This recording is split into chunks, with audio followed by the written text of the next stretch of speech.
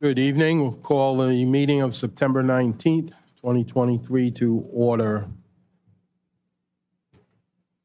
Would you please rise for the pledge?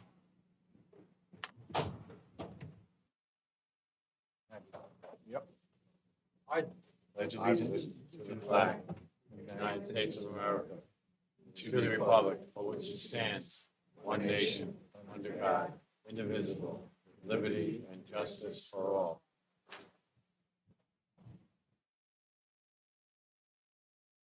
Thank you. Madam Clerk, would you please call the roll of the council?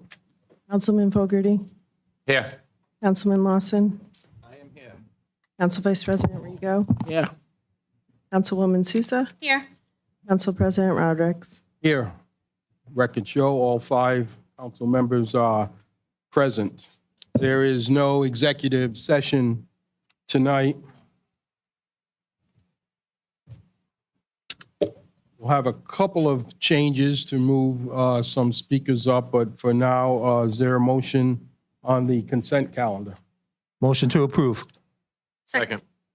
Motion to approve by Councilman Lawson, seconded by Councilwoman Souza and Councilman Fogarty. All in favor? Aye. Aye. Any opposed? The ayes have it. Unanimous? Make a motion to bundle licenses C1 through C5. Second. Motion by Councilman Lawson to bundle licenses C1 through C5. All in favor? Aye. Aye. Any opposed? The ayes have that. Madam Clerk, would you just read the titles of them before we vote? We have a special event, alcohol license Class F for the East End Theater and Performing Arts. They have 3 different dates, October 14th, October 7th, and October 21st. We have a special event alcohol license for 20-week club dinner and a special event one-day entertainment for Family Fall Fest. Make a motion to approve C1 through C5. Second. These are non-public hearings. Motion made by Councilman Lawson to approve, seconded by Councilwoman Souza. Madam Clerk, please call the roll. Councilman Fogarty, Aye. Councilman Lawson, Aye. Council Vice President Rigo, Aye. Councilwoman Sousa, Aye. Council President Rodrick. Aye. Passes 5-0. At this time, briefly change the order of the agenda without objection. So we have some speakers here that won't have to stay till 1 a.m. with the rest of us. I would invite from the Rhode Island Secretary of State's office, Lauren Fogarty, if you'd like to come to the podium to my left.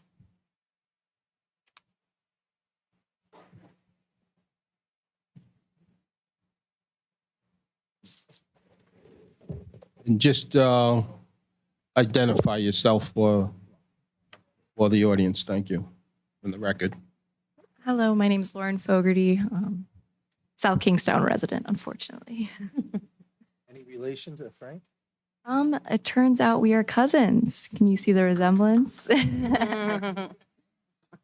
Resemblance, I would not admit that. Do not want to look like that. Yes, that's it. Oh, Jesus.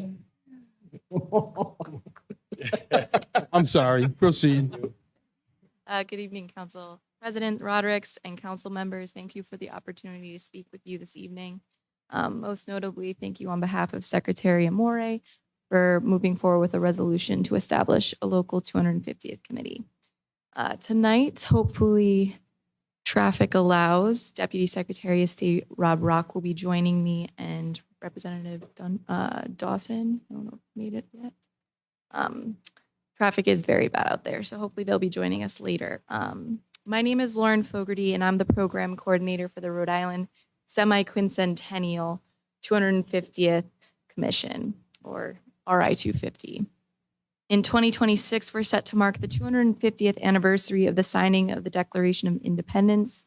For some, this may elicit memories of the bicentennial period in our nation. For some, this particular milestone is full of excitement, and we look forward to much of the programming that will be coming forth in the future. Thank you to the beautiful city of East Providence for moving forward with the creation of a local 250th committee today. A bit about the State Commission. RI 250 has been charged with developing ways to recognize and honor this anniversary in our state. The mission of the commission is to commemorate the 250th anniversary of our nation, the events throughout history in which our beautiful state had massive influence, and our largely forgotten role in the formulation of our nation. Most notably, our contributions to the ideals of freedom, equality, and independence. We at the commission are most excited to help facilitate this milestones statewide and years-long multifaceted commemoration. We intend to engage as many Rhode Islanders as possible, and we believe the natural next step is to organize at the municipal level. So thank you again for your excitement and support in marking this tremendous milestone.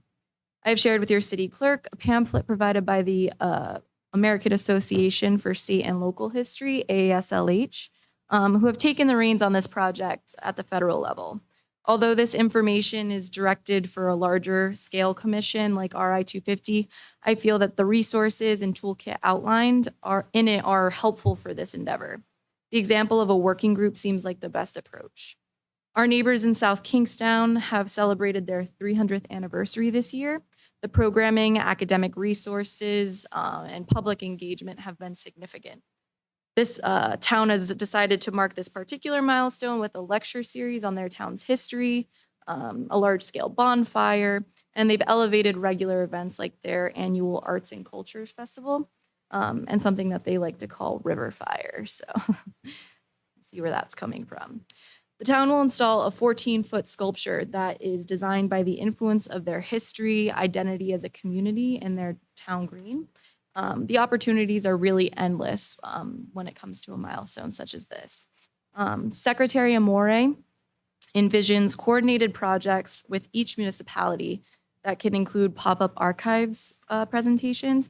Today, in the back of the room, I brought a small collection of documents and photographs maintained by the state archives that reflect East Providence unique history.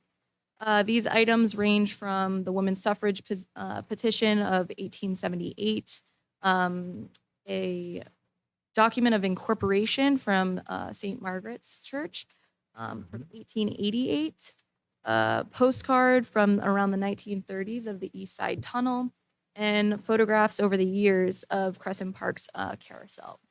This is an example of the types of displays that can be curated at an EP 250 event by the Rhode Island Department of State in association with the State Archives. In addition, Secretary Amore hopes to coordinate projects with each municipality, including an evergreen program, such as planting of elm trees in town greens. Therefore, we have much to look forward to, and my goal is to aid the city of East Providence in any way possible with the creation of a local 250 committee. If Representative Dawson has made it in that time frame, please step forward. I don't see him, but I'm happy to answer any questions that you guys may have, and I have a list of names that I will submit from Representative Kazarian, Dawson, and Lawson, or Senator Lawson in the future. Thank you. And I would add that we have also heard from our delegation today. I talked with Senator Brito, who's urging passage, as well as Senator Lawson. Later tonight, we'll be voting officially. Councilwoman Souza has this down for a formal vote, along with a co-sponsor, your cousin over there, Fogarty. And we will be voting, and I anticipate pretty much unanimous approval, but we'll see. You never know. But I'm sure it will be. Does anyone have any question of Ms. Fogarty before? What's the significance of the elm tree? So it's supposed to be reminiscent of the Liberty Tree. We're choosing the elm tree for its particular significance, as well as its ability to last throughout the years. It's a hybrid that is deterrent, or will not get sick and pass away easily, unlike some of the other poplar trees that have been used in the past. First, Ms. Fogarty, I'd like to thank you for coming. A week ago, we, as a council, passed allocated money for placemakers. So this would be an ideal situation to tie in the placemakers with the signs, with some of the relevant items that you talked about now that you could provide to us, like obviously St. Margaret's is in my ward, and as an alumnus at school and everything, but those archives to tie into the placemakers that we'll have on top of the ones that we're already talking about, it would be good to tie in your archives from the Secretary of State's office into these placemakers. So anywhere, any photos or anything you have, if you could pass them along to our city clerk, it would be outstanding and help us with that, with one of the projects that this council is going to take on. Absolutely. I'll send those digital archives, and we're happy to bring the actual physical archives in tandem with the state archives to a particular site whenever it's needed. Thank you. Thank you for coming. We look forward to working with you. Give our best to Secretary Amore. We will. Thank you so much. Thank you.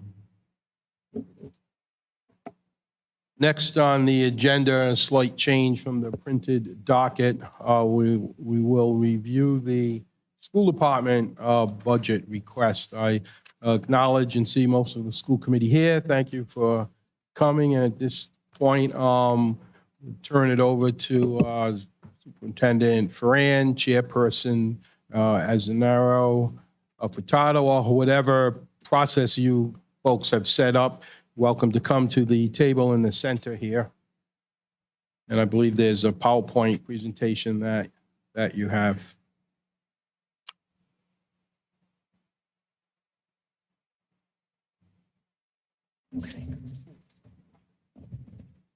Go ahead. You can proceed, Dr. Ferran. Thank you for coming. Thank you. Hey, Bobby Rocks here. Arnold. What's that? Bobby made it. Acknowledge the Assistant Secretary of State, Robert Rock, Thank you. native of East Providence and an East Providence resident. Good evening. Good evening. So tonight we're here to present the school department budget. We had a series of workshops with the school committee, and this is the result of those workshops. So these are the goals for this academic year. We did our strategic plan that we just completed in the summer. And this is our focus, and all of our budget priorities tie into these goals.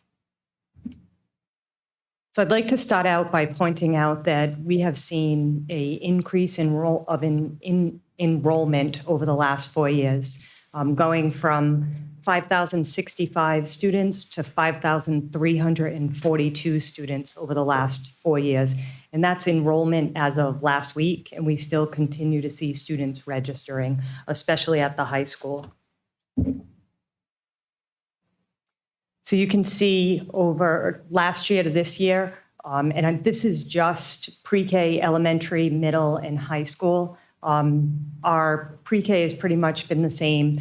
Elementary has gone down just a few students as middle has, but that fluctuates day to day. But as you can see at the high school level, we've had approximately 70 new students since last year. And the year prior to that, we're up over the last 2 years about close to 200 students at the high school. So we were about 1,550-ish 2 years ago. And as of last Wednesday, we're at 1,721. With that, our special education numbers have also increased significantly. I don't have year 1920, but that was 940 students. So since 1920, we've gone from 940, and it's actually 1,117 as of today. Those numbers were as of last week. So we continue, as I said, to see students registering on a daily basis. And many of the students coming to us now either have IEPs or are multilingual language learners. So we have reduced, we had positions that we cut at the start of this year. We had a variety of positions that we reduced. With that, We also had a variety of positions that we needed to add. So as I said, our MLL population continues to increase. So this year we needed to add a teacher at Riverside Middle School and a teacher at the high school. We now have instructional coaches, which 3 of them are grant funded. 1 was an addition. We added an elementary teacher at Francis. And last minute, we had to add a science teacher at the high school. We had about 70 students that we couldn't put in classes because we were just short. A Spanish teacher at the high school, and we also have to add a self-contained teacher at the high school. And those were all over the summer that we needed those positions with the increase in enrollment. So I just want to highlight some of our major budget drivers. So this year, we had a $764,000 increase in our healthcare. We saw a higher increase last year. Much of it relates to a single claim that we have for a prescription, which is almost $1 million, that prescription. So we anticipate that we'll see this type of increase again next year. We have $1.34 million approximately in contractual raises that we need to support. And we had almost $1 million transportation increase for our buses. And we've made some effort to try and reduce that by using some vans to transport students that are going to outside placements, and also reducing dependence on statewide busing, which seems to be more expensive. So we've worked with the bus company to try and reduce that cost. Some of our biggest budget impacts are out-of-district placements. We have approximately, and it changes on a daily basis, $6.5 million in out-of-district placements. I was speaking with Leslie Anderson today, our Director of Pupil Personnel, and of those placements, 11 of them are residential placements placed by DCYF. So we have no input into those placements at all, and they're in residential placements, many of those outside of Rhode Island. That costs us $107,000 per student, so almost $1.2 million in residential placements. We have 5 students that are out of district from the Bradley Craft program, so they're living at Bradley for a year, and they're outplaced to schools outside of the city. And then we have 56 students that are East Providence students that are placed outside of our district by our IEP teams. And those tuitions range anywhere from $70,000 to $140,000 plus transportation costs. And those are places like Oceantide, Groton, Meeting Street, South Coast, Bradley North, so those types of placements. So as you can see, there's a significant cost with our special education and our out-of-district placements. Excuse me, just to reiterate, those are mandated costs. That's not an option to you. No, so the 11 residential, we don't necessarily even know those students. They may have never reported to our schools. Those are, DCYF makes that decision. They put them in there and we get the bill. So those are mandated. The craft placements are pretty much mandated. The out-of-district students that we place are based on need. So students that either have medical needs that we can't meet in our schools or behavioral needs that we can't meet in our school. Thank you. Just a follow-up question in regards to, you mentioned the Groton Center and the out-of-districts that obviously your staff has evaluated and saying they need out-of-city services. Mm-hmm. Is there a state contribution to those, or is that all on the city of East Providence? So I believe it's about 24,000. Leslie and I talked about that today, but the placements are anywhere from $70,000 to $140,000 plus transportation. So we do get a little bit of a higher per pupil cost for them, but not nearly enough to cover that. Thank you. Dr. Ferrand, if I could Yes. follow up on that. Would that be the same amount that we're receiving for students who are displaced from other communities into our schools with IEPs or MLL learners? So we don't necessarily take students in. Can Can you just say a little more about that? Like, So you had said that you've seen an increase, or we take in students Oh, yeah. that are into our district that are from Okay. out of state, well, out of state, out of district. yep.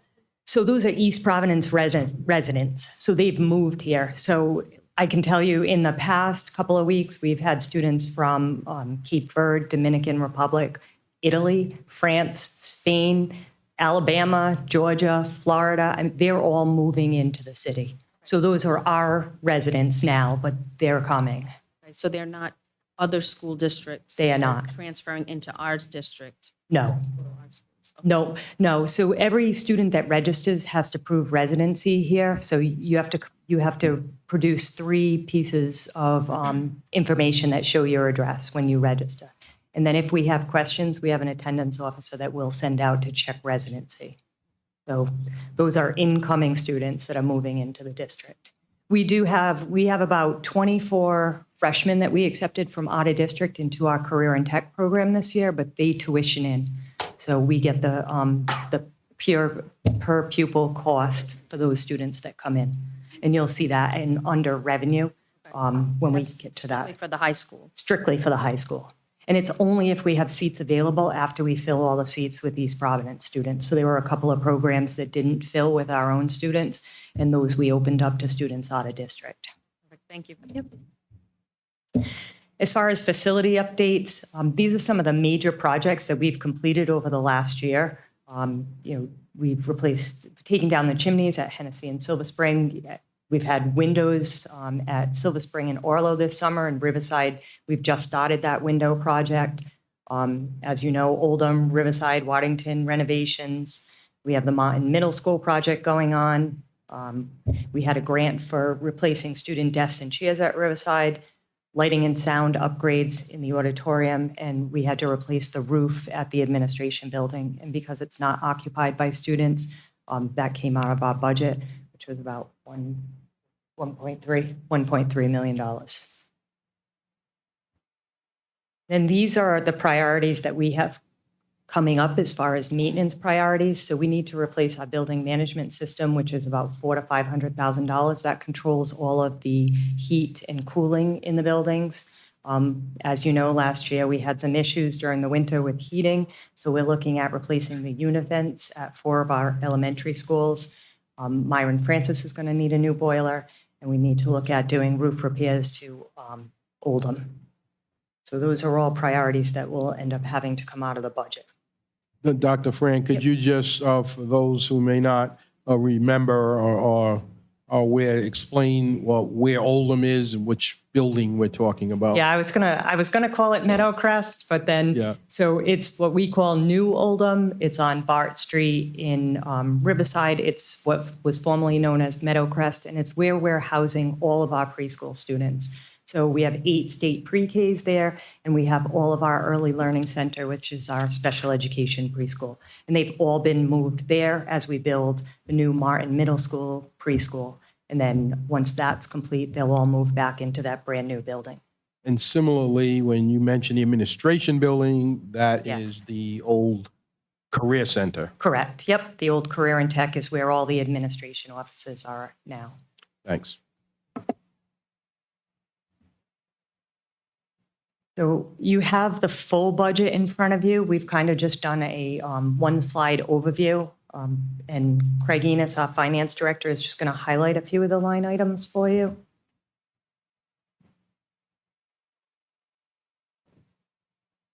Good evening.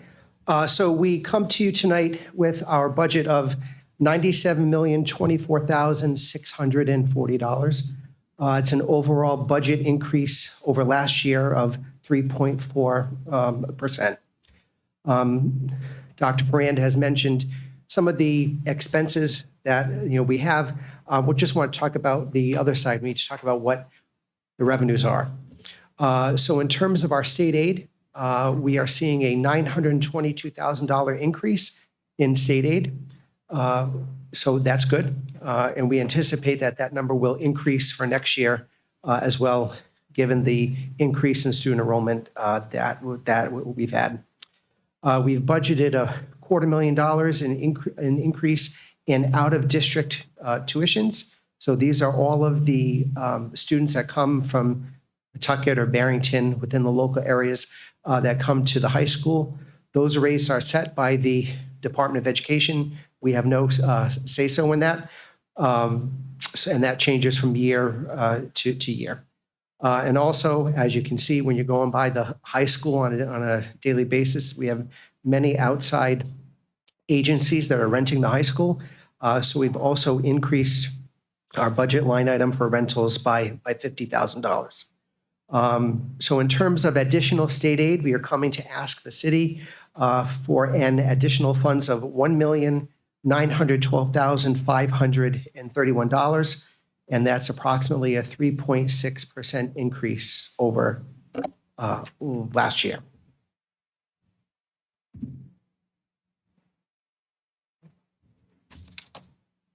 Thank you.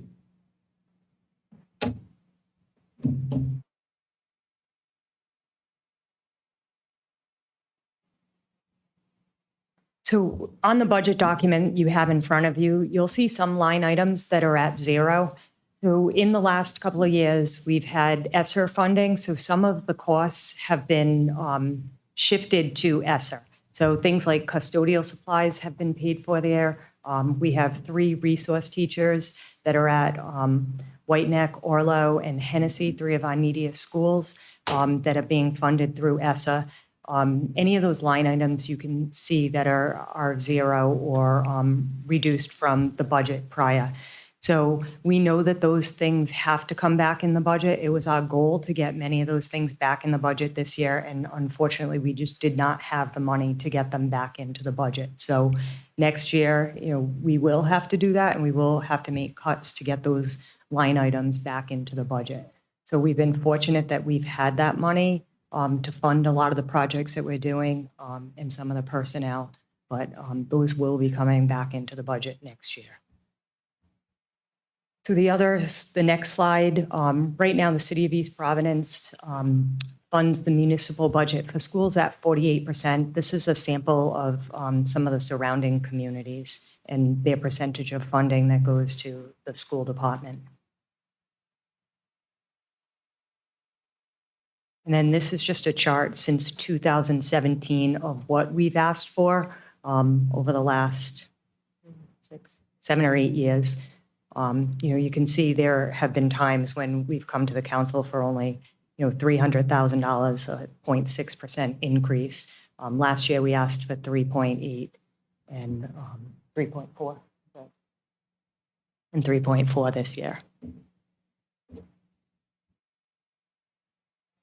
It's 3.6, sorry. 3.6.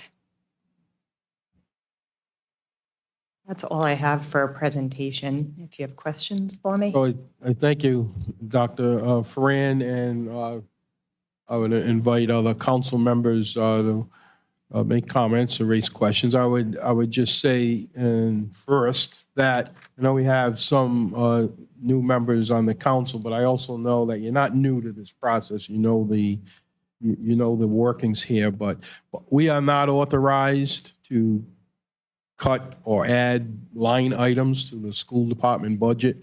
Our authorization is only the bottom line allotment. So we need to keep that in mind. The school department has already gone through that process.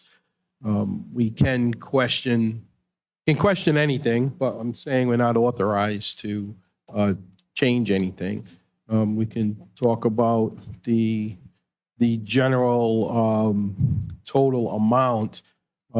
I would say parenthetically that, and I'm one who's been very familiar with school budgets through the years, Dr. Fran, your hands are pretty well tied. What I like about this budget is I don't see a lot of throwaway items. I think that school department and the city, we've worked together in seeing that our buildings are being improved upon.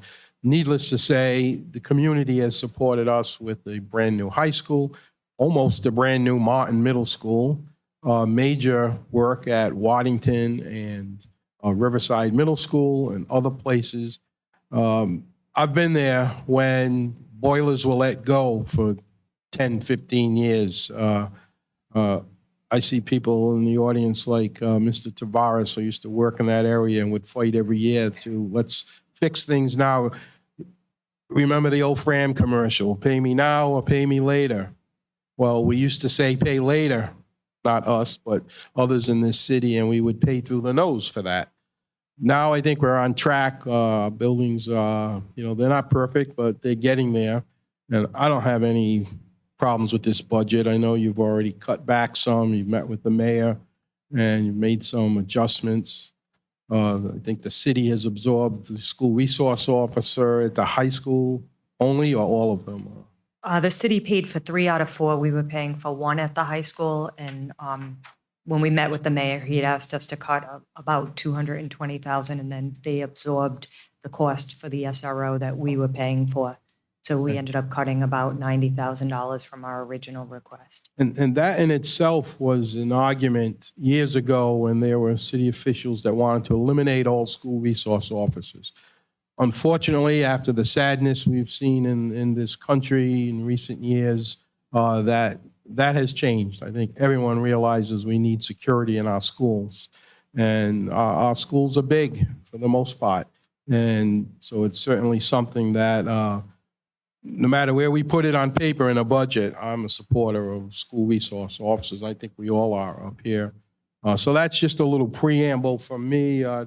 Open it up to the Council Vice President, Mr. Rigo. Thank you, Mr. President. I'd like to go back to what you said initially, one of those topics.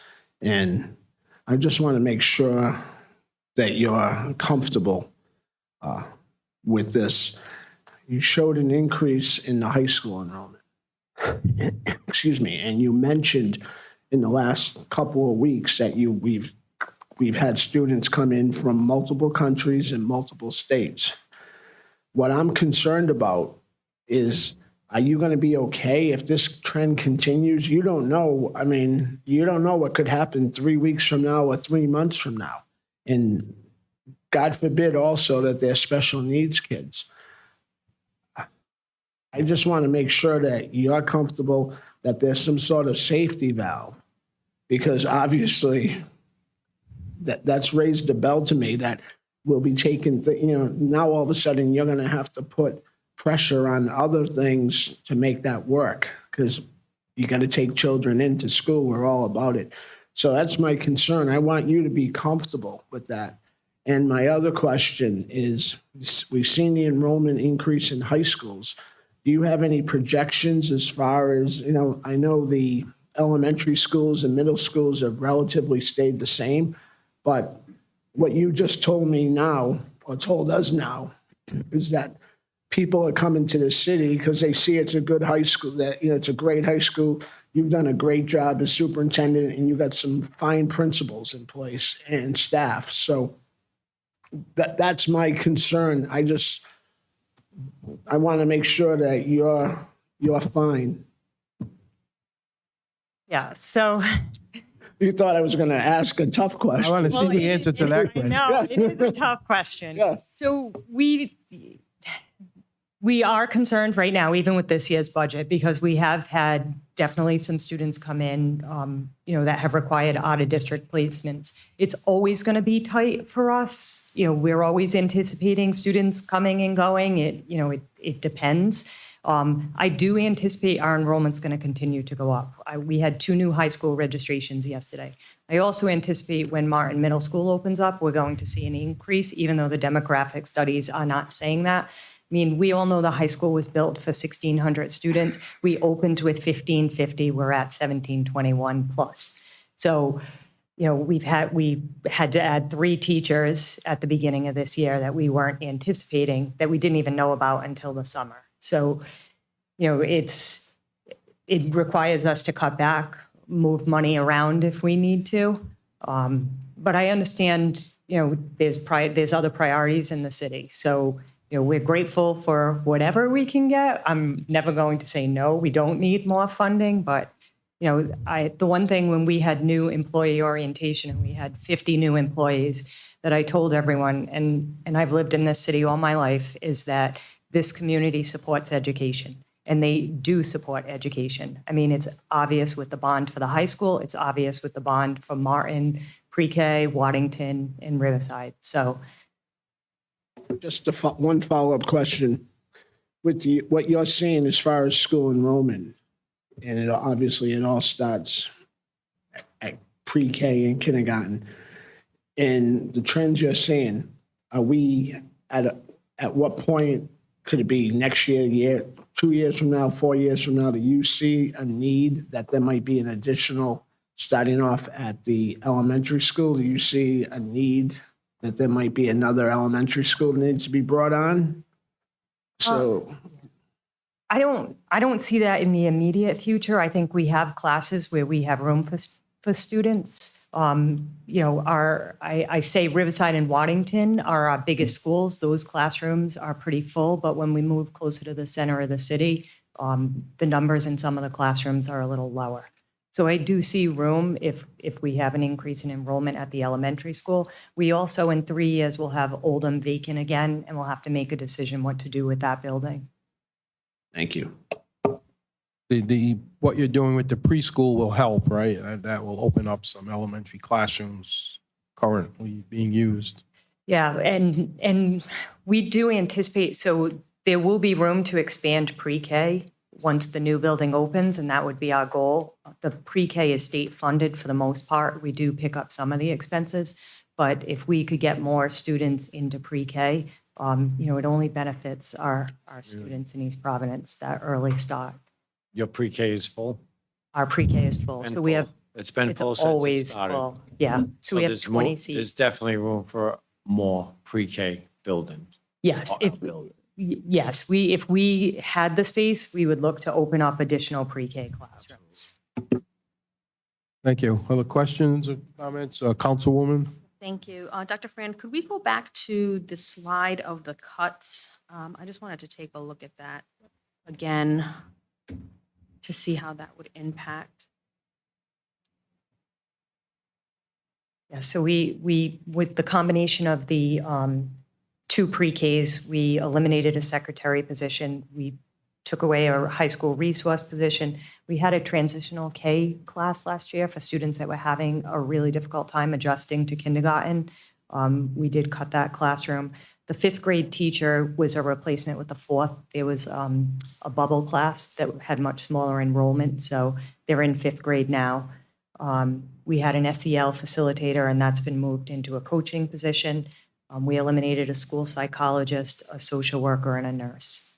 Now, were those 3 positions at the bottom, were Yep. those at the high school, at the middle school, or in an elementary school? The social worker was an additional elementary social worker that we hired last year for more support, and we had a social worker leave, so we shifted that position.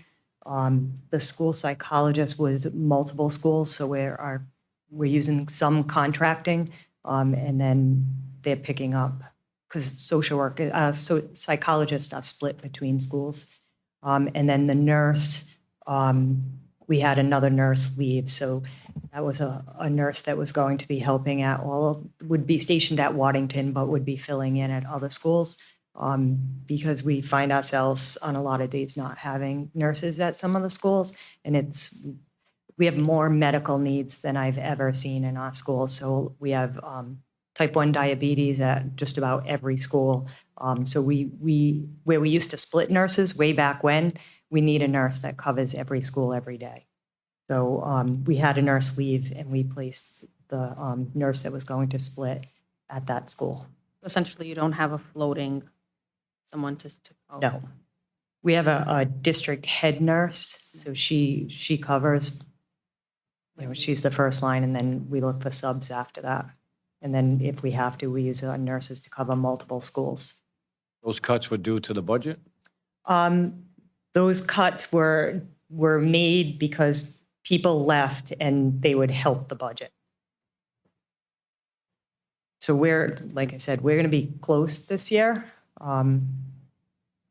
So that 5th grade teacher position, is that a needed position? Or No. Okay, So- so it's actually eliminated because those students moved. Right. Last year, we had 3 4th grade classes at Francis. It was just a small class. So this year, they're in This year, they're in fifth grade. No, I think it's the other way. We added a fourth grade back in. This year, those students are in fifth grade.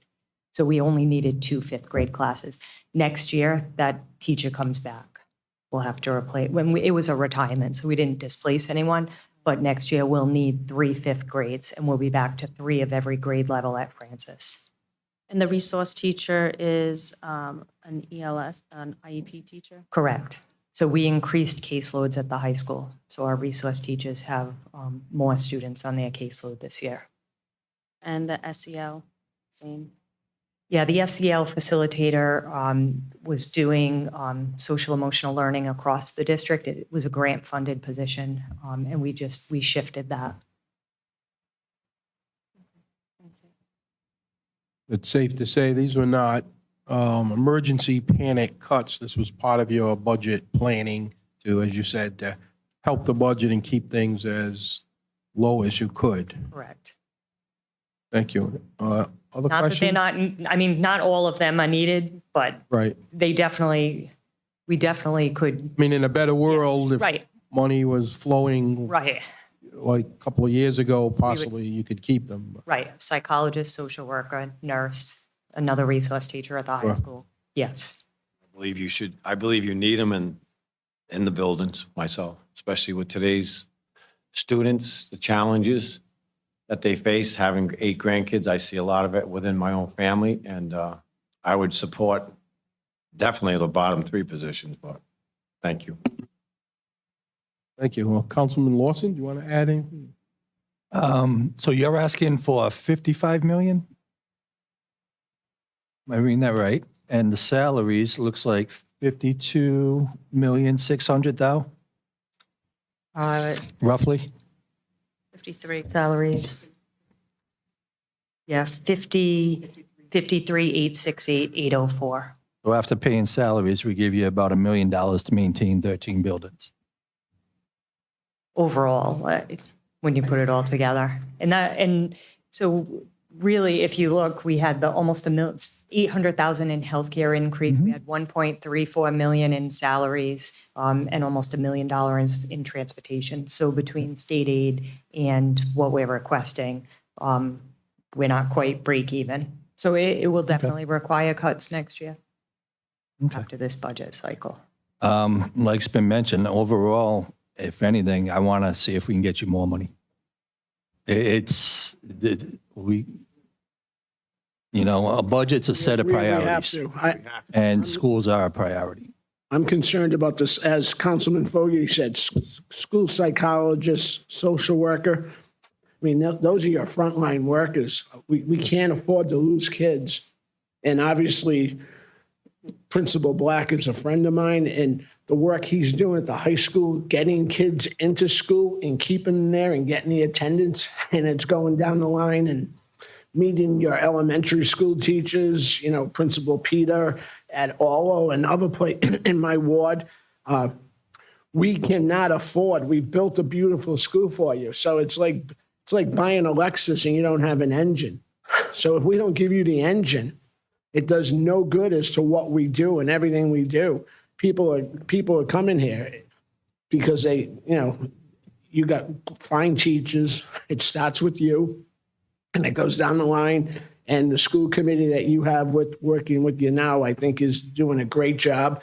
But we got to find you the tools, because it's going to do no one in the city if we go back to 10 years ago where the school system was a little chaotic.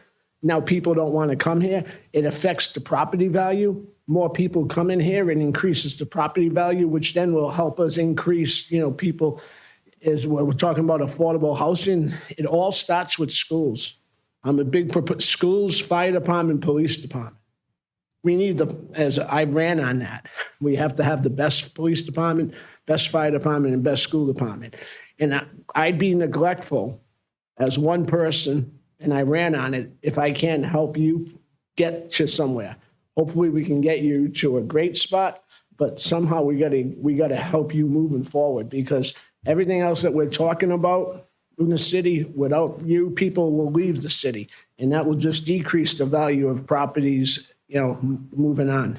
I want to go this way, not that way, as far as values and everything. And you're the important cog. Do we need to slide you some money to get through this year? This fiscal year that ends?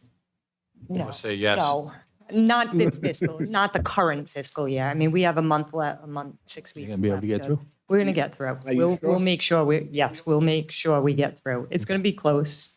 Okay. And again, like it's really hard to predict. I mean, it's a $97 million budget and a couple of students moving in at $100,000 right at the end of the budget. That's part of the issue. Like we start school in August and we have students move in August with 2 months left in our budget cycle that we just couldn't predict for. So It behooves us to. Sync our fiscal meet year? with our, that would help us a lot. We could plan better. We're doing, but it behooves us to meet with our legislation, state legislators. It has been done. Most years, we do have a legislative breakfast and we meet, discuss, but the issue of unfunded mandates is a problem. And I remember when I would sit at the school registration desk and a student would move in with an IEP. Remember the IEP, the special needs plan, travels with the student. And sometimes they'd come in with the DCYF worker, Department of Ed worker, and other advocates. And by signing the paper that day, it was sometimes a $200,000 bill immediately, which we in the school department had no say about. You can't budget for this stuff. You know, what are you going to do? Put an extra $2 million in an account assigned to nothing and just sit there and wait and see who comes in? It's a hard thing to do. Yet, you know, we have to do it. The state is reluctant. Their argument is that sometimes we take in students and we get state aid for that, but it doesn't wash that clean. So the process is, you know, we don't vote on anything tonight. We're taking this in as a review, and at our budget hearing, maybe on the 2nd, we will start, and if we want to add, take away, as well as all the other departments, that's the time to do that. So tonight is preparation for that, and if you don't have any more bottom line questions, I would offer, all 5 members of the school committee are here. I would thank you for coming in. I would offer, if any of you wanted to speak briefly, and give you an opportunity to say something. I do have one more quick. I'm sorry, go Also, ahead. I do too. The RFP for the Waddington, did any contractors reply? Is that, so, yeah, it just went out. We had a Went out again? pre-bid okay. walkthrough, and we had 2 show up, 3 show up, but we had a few more than that download the Okay. the RFP. And I thank Councilman Lawson, who is our liaison, and I also serve on the 2 building committees. We need council representation, so I'm there for the finishing up the high school bond process and the new Martin Preschool, Waddington, Riverside process. So we're keeping an eye and trying to help when we can. Councilwoman, you wanted to add something? Thank you. Dr. Ferran, can you, 2 things. One, could we have an estimated figure presented to the council as to cost of having the resource high school teacher, the SEL facilitator, the psychologist, the social worker, and the nurse, which I feel are probably the more essential, given what the previous conversation was, presented to the council at the earliest convenience so we can look at those numbers? And I can give you a rough estimate of a top step teacher with benefits is approximately close to 150, a little less, 130, about 130, a top step teacher, including all the benefits. Okay. And most of those positions would come in, with the exception of the resource teacher, which may come in at a slightly lower step. The others would probably be top step. Sure. Yeah, we want to budget properly.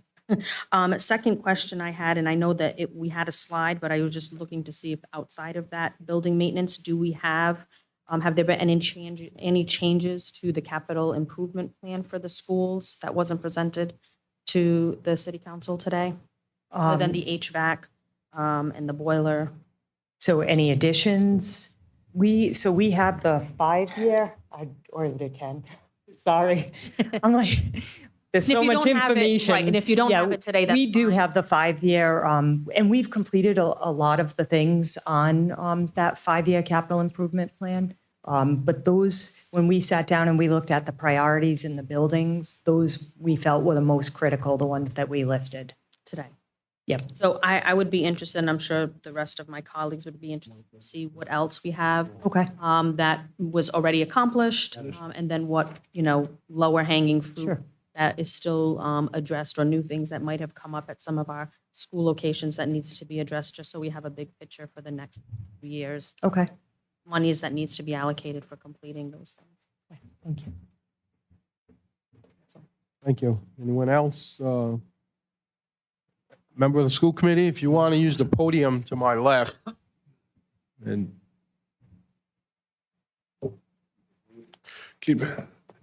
Mr. President, could we swear her in, please? there's a request to have you sworn in, be brief. Okay. You're in, So, you are, Could you state your name? for oh the yeah, record? Jessica Beauchene. This is, I don't know, my 5th budget.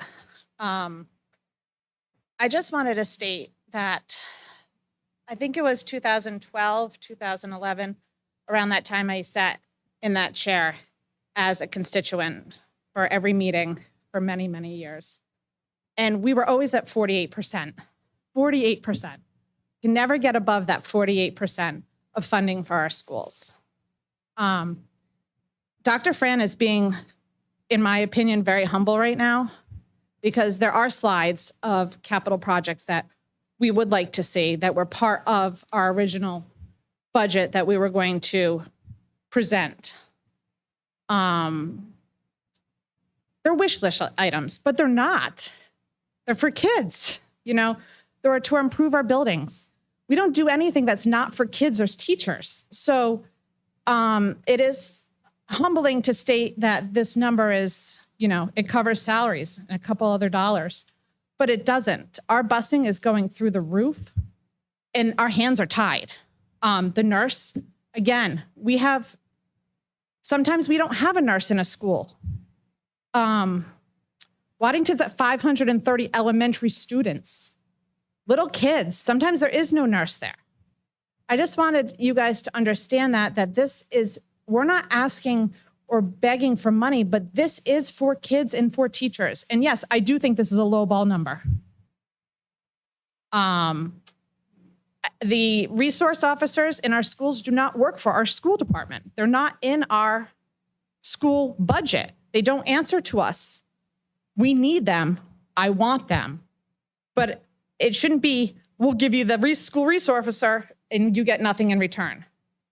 It should be covered by the police department or city or however.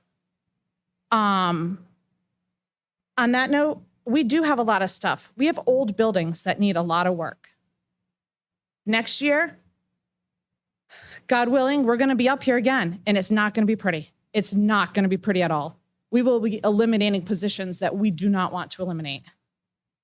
Our ESSA funding went so far as to grant fund us so many positions, and we took advantage of that, and we needed it more than ever back when COVID was happening. But unfortunately, we're still dealing with the after effects of COVID. We're also dealing with the substitution issue. So back then, we were able to pay subs more money to come work in our school district. So on that note, I just wanted you guys to know that I am very outspoken about this. I have been from day one, and I will continue to be. We're not asking for anything more than what we would give our own children. And I thank you for your passion. Yes, thank you very much for that comment. something else? I'll hold. Okay, so that'll conclude the school department presentation. I would urge anyone who hasn't visited our high school, I want to piggyback on something Councilman Rigo said, and that is the flagship of our city is the high school. And the captain of that flagship is someone who I hope stays for an awful long time. Mr. Bill Black, an East Providence resident, lifelong East Providence resident, didn't work here until a couple years ago, and he went to Martin, was loved at Martin, eventually got to the high school. And I know firsthand, the kids, the staff, the parents, it is a wonderful match. And I'm not saying he's the perfect man, but I'm saying he is a perfect principal for that high school. You see him everywhere. And what does that have to do with the budget? It has everything to do with the budget process, having people like that. So thank you for coming, Dr. Fran, members of the school council, Council President, Mr. Enos. should we mention County Pride Parade Friday night? Yeah, good segue. Those watching this coming Friday at Pierce Stadium, not the high school, at Pierce Stadium. About what, 5:30 people show up, I guess? Is it supposed to rain? 45. 4:45, I think okay. it's a 5:30 My mic game, keeps cutting off believe. again. Yeah, 5:30. Okay, so, yeah. So if you're out there and it's open to, come on, you. It's open to generally East Providence students and families, so hopefully we'll see you all there. Thank you for coming. Is it? I'm not touching any.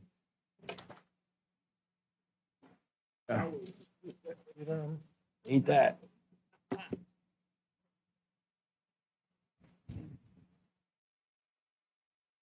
You want to do Anderson, Leslie's here.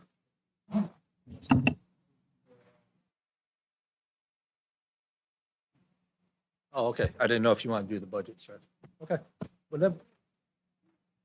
Whatever you guys want. Whatever you want. Okay, as the school department is heading out, the other, well, professional courtesy, I would like to not keep our other speakers here all night long. We have the presentation on the community center. And if those representatives want to come forward to the center table here and identify yourselves, and we'll get started on this presentation.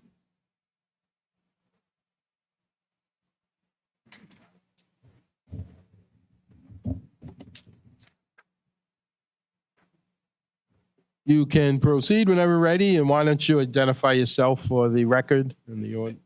Thank you, Council President Rodrick. My name is Eric Andrudis. I'm a senior project manager for the Peregrine Group. With me today, I have Vice President David from Stark Architects with me today. We thank you for allowing us to be in front of you today. Thank you to the president and to the rest of the council. We are here today. You have a 4-page presentation that the team put together to talk about a conceptual plan that we have for the community center that would be located next to the senior center in the East Providence. What I'd like to do today is just talk about where we are, how we got to the budget number that we're at today, and talk about our next step forward to getting us to a position where we can get you an actual budget based on a schematic design. So I'd like to introduce David to go over the conceptual design.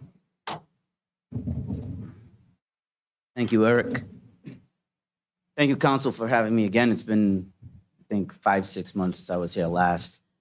Before you, you have some diagrammatic conceptual layouts as well as a rendered sketch-like image showing a reduced community center.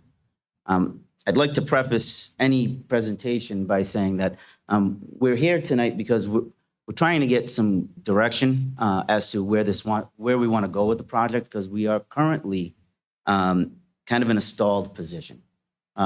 Initially, during the initial phase and the grandiose, admittedly grandiose project that was presented, we interviewed the public, department heads, community meetings, and from that took together a program that was much larger than initially intended. And again, it was based on feedback.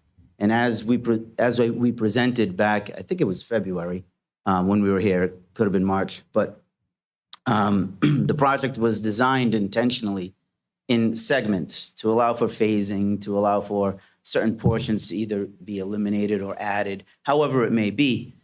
But at this point, we're not sure in what way to move. Right now, today, we have a building here from a conceptual level that illustrates a few key components that had been presented or requested. and that some other components that are tied to grant monies that the city has received. And right now, we're just trying to say, are these we're trying to figure out, are these the components that we want? And if so, here's the dollar figures that are attributed to those components. So you can see on the screen a reduced image that somewhat ties into what we had previously. But the main points that I'd like to focus on would be on the next page. And forgive me, this is not my laptop. There we go. Part of the program that you see before you includes a pool, an NFHSA or NFSA accredited pool. Forgive me for not remembering the acronym correctly, but that would allow, as previously discussed, for the high school to use as well as seniors and anyone in the community. It's been reduced in size. Bleachers have been eliminated. Some of the storage spaces have been eliminated. And all of that was to try and get the building down into as much of a palatable dollar figure that was originally presented at the onset of this study. In addition to that, the gymnasium, which was, again, designed originally to be much larger and house much more, have different functions. For example, 2 basketball games, 3 basketball games going on, half-court games at the same time.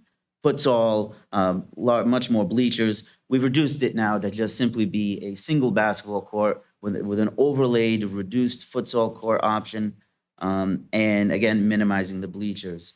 All of this, again, just trying to bring the overall project square footage down.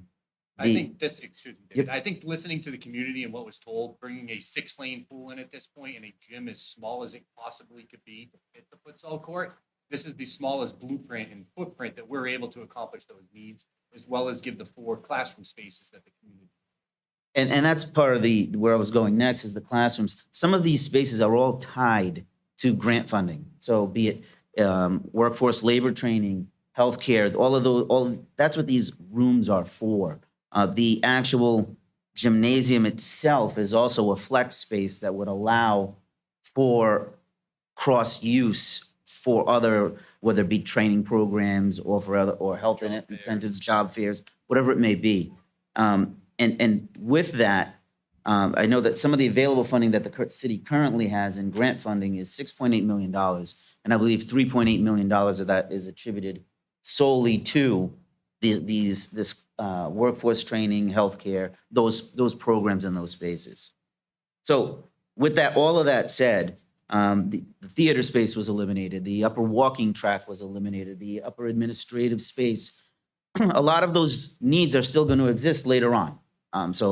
Again, we were trying to bring everything under one umbrella. That's not represented here. What you have here is a bare bones design from a conceptual level as to programmatically 3 main components tied to what we heard back from most of the feedback that we received during those community meetings, as well as some of the takeaway that we received from the last council meeting when we were here. I know there was some discussion back and forth. Do we need the pool? Do we want the pool? The theater as well, like the theater space and all of those components. Do we need that? Is there a way we could tie it into other spaces? Well, we've done that. We've minimized that. We've taken I think it was a 62 or 63,000 square foot building and reduced it to 23,000 square feet. And that's what you see here on the first page. Now, Eric, at this point, we can transition and you may see us going back and forth a little bit, but. Thank you, David.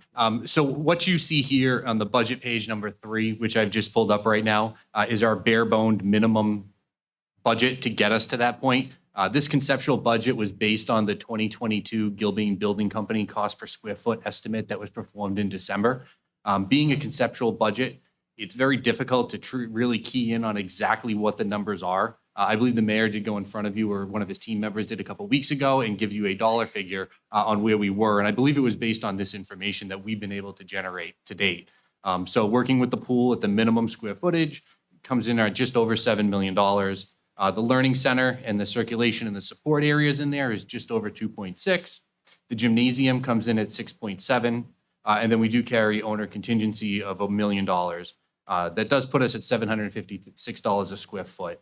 We do carry furniture, fixtures, and equipment, which is our soft costs, in here, as well as number 3 at just over $800,000. That would be any items like desks and chairs and technology boards that are needed in these classrooms, as well as the soft costs, which is the professional services, David, myself, third-party testing agencies that are needed. So when we did have this number, we did share it with a couple team members. They said, what can we do to cut this down even more? So what you're going to notice is PDF number 4 that you have in front of you. This is a drastic reduction of the entire building itself. What this does is it actually eliminates the pool 100% from the entire project. It keeps the learning center at that 4,000 square feet because that is funded based on the grant funding that is required. And it cuts the gym to a half-size basketball court and a half-size futsal court. When we do this reduction, the numbers do decrease in the soft cost as well as the furniture, fixtures, and equipment number, and puts us at a $8.2 million valuation for this item. I think our objective today, at least coming in front of all of you, is to figure out the appropriate budget so our design team can design to the appropriate size, to the appropriate budget. As of right now, we've been working on multiple different budget values, multiple different conversations. It's really gotten us into the spin where we can design 15 different things to come up with 15 different budgets. But if we had a budget, we'd love to get to the schematic design level, get a true third-party cost estimator in here, like you do for the school buildings, and then present that to the team. There's also some urgency in some of what, I think I project pretty well, but if I don't, please let me know. The only issue is for the legal taping, you need the microphone. Okay. Sorry about that. So,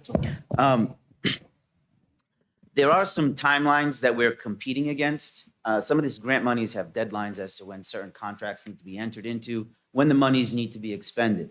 Now, unfortunately, everyone loves to point at the architects and say, you guys take too long. But the truth of the matter is, there is a design process, there's a construction documents process, there's a bidding process, and then there's the process of entering into contract with the city.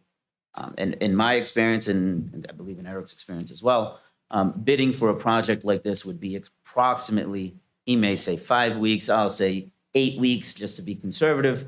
By the time you get everybody in, walkthroughs through the project, RFIs, questions. So there's a little bit of time there, right? So you're looking automatically at 2 months.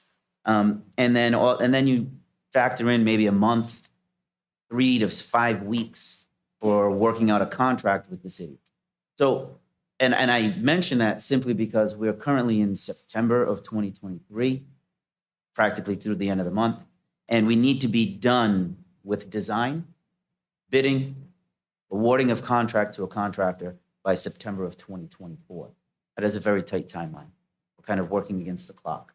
And that's why I think it's critical, at least from our end, to get, if we can get some direction as to dollar values and also program absolutes, must-haves, so we can make this work. And I think that's an intent of this council, and talking to all of the members, they said, let's have a good debate tonight, talk about these things, and we need to give the city administration direction and where to go. And I just want to ask one question on the plan without the pool. Now, it says there's a half gym. Can that be designed with the full gym? Would it make is it physically that you can't do it, or? No, sir, we can do anything. We were just trying to figure out best way to cut the cost to get a budget number. Right. So we were just thinking outside the box. Sure. We could have come in with 50 different proposals. We had three major programmatic components, and we were shooting to be less than 20 million with those programmatic components. But once you started bringing down the numbers, it just wasn't possible. As you see, we're close. 20,800,000, I think it is, for those three Sure. components. I just would add that whatever we do here going forward, I think wherever it is, whatever it is, a gym is a central part, especially for wintertime activities. I don't think a half court will do it. You know, we have a lot of kids, a lot of programs, and I think we need a full-size gymnasium at best. I think your bleacher plan is fine because parents come and they need to sit and watch. You know, we've all been to, I go to the Boys and Girls Club Tucket to watch some kids play, family members, because we don't have the facility here, so they have to go there. And there are adequate seating for all the parents and grandparents and uncles and aunts, people that come and watch it. So I'll just open this up to the council for some, as Councilman Lawson likes to say, some good debate. So basically, you need to know how much money you got to play with. Well, we want to know what the program is and what's a requirement, a full-size gymnasium being a requirement, and also know what our total budget is. Okay. You can see on the screen right now that if full-size gymnasium is a requirement, we're looking at just hard costs alone of $6.7 million. That doesn't include contingency, that doesn't include design team, that doesn't include furniture, fixtures, and equipment for that space. That is a building that has a gymnasium in it at that value. And that's it. And that's it. So as we talk program, we talk about value, it's knowing exactly what needs to go in the building and what our total budget is. Okay. So next week on the agenda, I have a conversation on our opera funding to see where we're at, projects and stuff. That will give us more clarity. I know for me personally, talking with people in the community, I don't see an appetite for a public pool. It's a money pit. We got 5 or 6 local pools in the area. But a gym is absolutely needed. A rec center, multi-purpose with the learning component, absolutely. And I believe our preference would be to look at building it at Pierce. Has that been discussed, or have you been told this is the only location? No. As part of the project initially, there was, I think I mentioned back in February, there was a review of possible sites. Mhm. And after looking at infrastructure, transportation, central location within, and considering all end users and everything else, that's why the current site was selected as the most optimum. There are improvements that would need to be made to the Pierce Field, and by improvements, I mean significant infrastructure improvements. Like what? Water, Mhm. sewer, those kind of components that would be needed. Mhm. And on top of that, transportation of for this Oh, kind of we can get shuttle through the- buses. No. That's fine. Not that.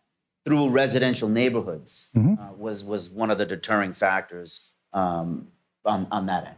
So do you have, It's the Parkway, though. It's not, Understood? yeah, okay. do you have a traffic study on Waterman Avenue?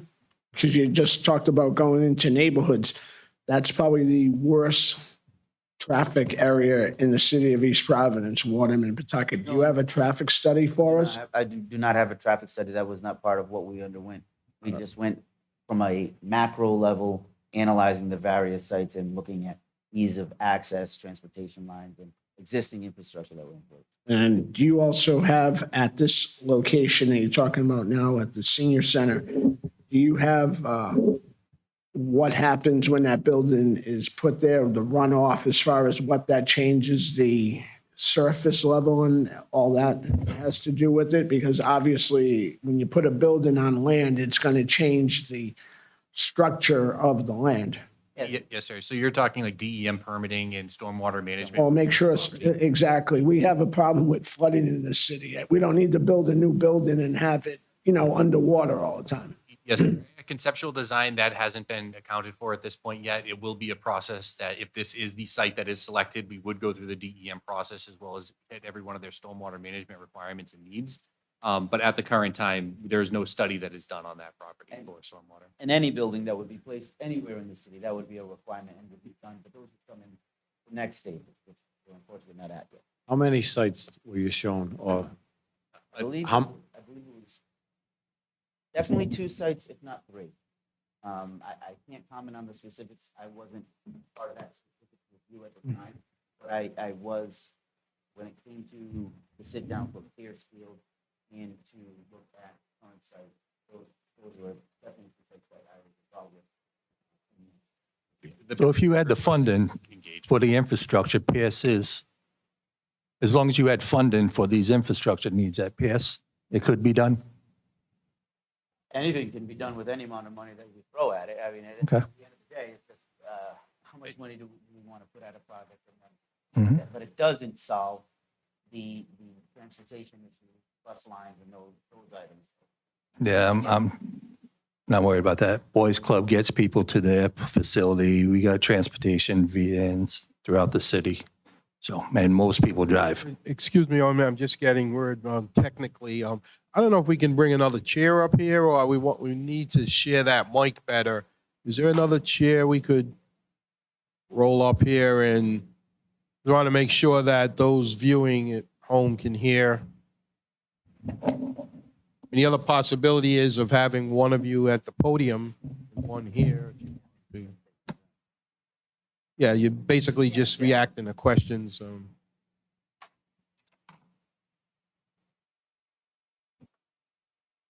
Yeah, that way we'll split it up, and I think the presentation is done basically, so now it's up to us to have a discussion. One thing I would say, and I'm open to location, it can be done, I'm sure, at Pierce, and I think that's a nice spot. There is the water, sewerage, infrastructure problem. As you all know, I've been trying for years to get a simple bathroom placed at the Little League fields at that corner.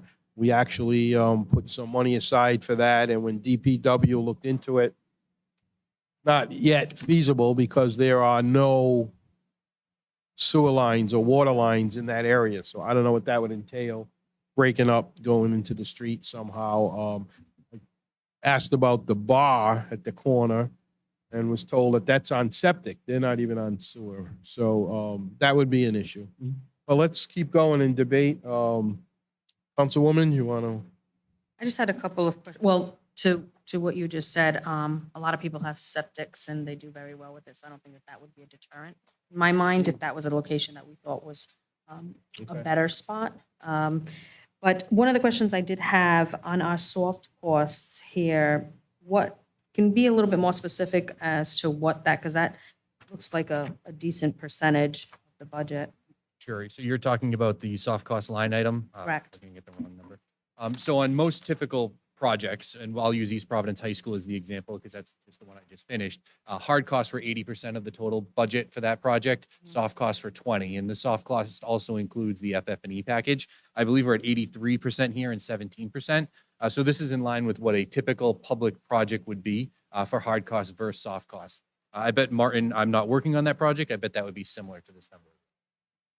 And then how does that, and who recuperates that funds? Is it everybody that, so who's that cost going to? Who is it covering? So the soft costs, the direct soft costs would be the architect firm, the OPM firm, third-party testing that you'd bring in for your soils, fire protection, other items. The commissioning of the building would be a soft cost.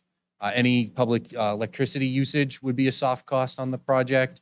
There's a list of about 15 to 20 items that we can share with you that would be a soft cost item on the project. And how does that differ from the owner construction contingency? The construction contingency is a line that's used that if any changes are made to the project that wasn't awarded at bid time, those would be the dollars funded to place the construction in place. That wouldn't be used for any soft cost. That would only be used to actually construct the building itself. So if any of the other, say the pool or the gym required additional funding, it would come out of that $1 million? Yes, ma'am. And if it's not, it gets returned back to the city? That's correct, yes. Any funds not used would be returned.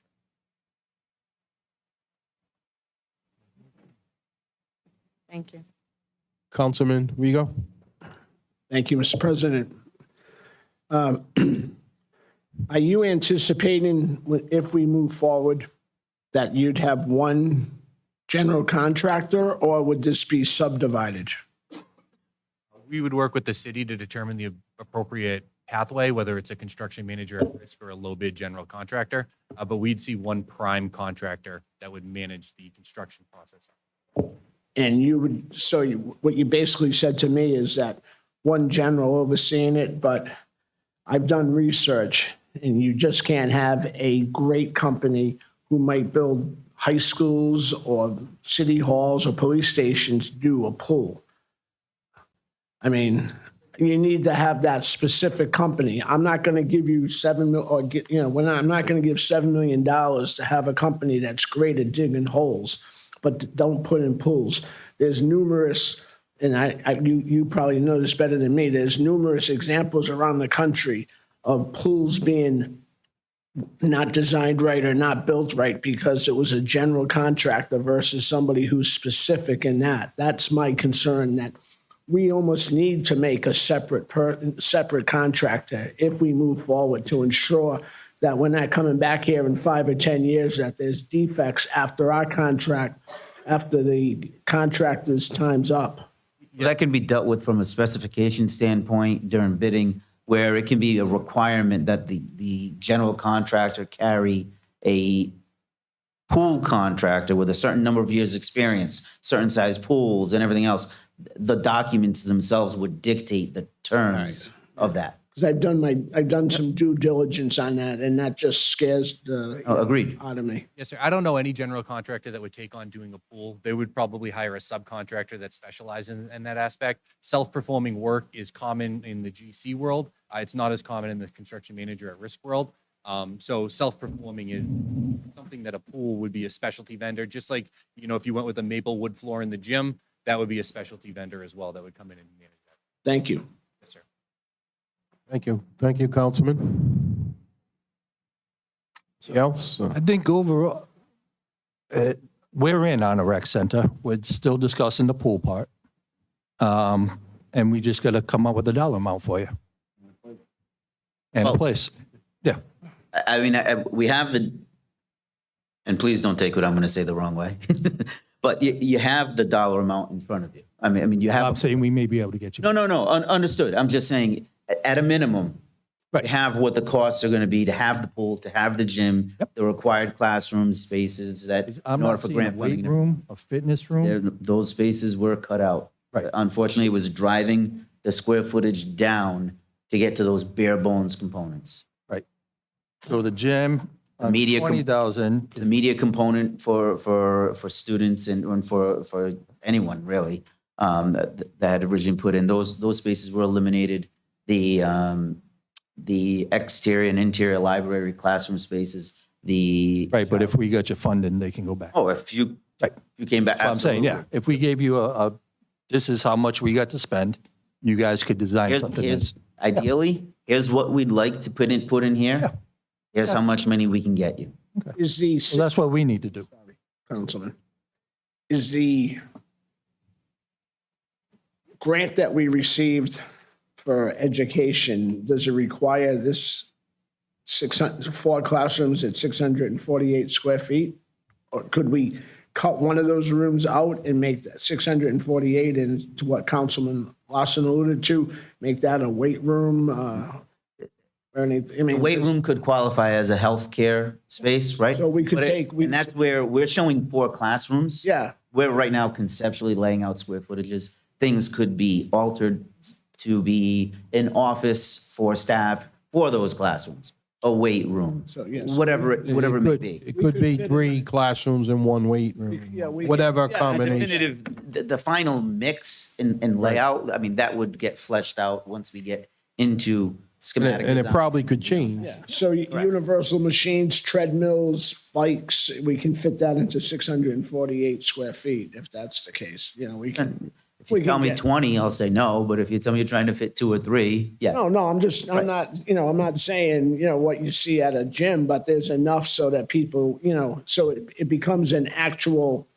recreation facility like that. I think what Councilman Lawson alluded to, we need the couple of bikes. I'm not saying we're going to have 20 treadmills. No. And again, I'm saying that just to give a comparison. Yeah. But I think part of the key things here are monies that are allocated to the grant. So for example, the $3.8 million grant, those funds are very specific. They need to be utilized on those 3 buckets, and that's it. Can't put it any other way. So if we're trying to get other spaces, then that would be other funding that we would need to come up That with. would be additional. Yes. Thank you. So in the plan without the pool, what grant funding or grant awards are involved in that? The same ones. Same carries over? Same ones, it's just the pool itself. Just is without not- the pool, Correct. okay. So we don't lose any of that grant funding because we could possibly. No, but what eliminate was the pool. important with this breakdown is you have $6.8 million of grant funding, and just to Okay, get the grant components, you need 8.2. Don't need the pool. No. What we were saying is to fulfill the requirements of the grant and get the spaces and everything that we were discussing. You have 6.8 million in funding, but you need to spend 8.2 in reality to build it. So the city would need to come in with the delta. So if we got you up to about 10, 11 mil, you could add to this 10, 11 million. total above the 8 million. So the project, that's 8 million. If No. we were able to get you a few more million in there? 10 million would not do it, just simply because, don't forget, that number reflects a half gym. That does not reflect a full gym, Right. right? But 8 So if million, you we get take a half the- gym. You're telling me if we gave you an extra 2 on top, we couldn't get a full basketball court? The half gym is 3.25 million, the full gym is 6.7 million. And when you say gym, you talking just the basketball court or the Basketball entire- court, bleachers, the enclosure, the building, HVAC systems, all the components that go along with the gym. Right, but when you say gym, you're not talking the entire building, you're just talking the basketball court? No, I'm talking about the building that houses. Yeah, okay, yeah. Yes. So you're saying if we added a Broke it up couple into more million, buckets. you couldn't get it to a full-size basketball court?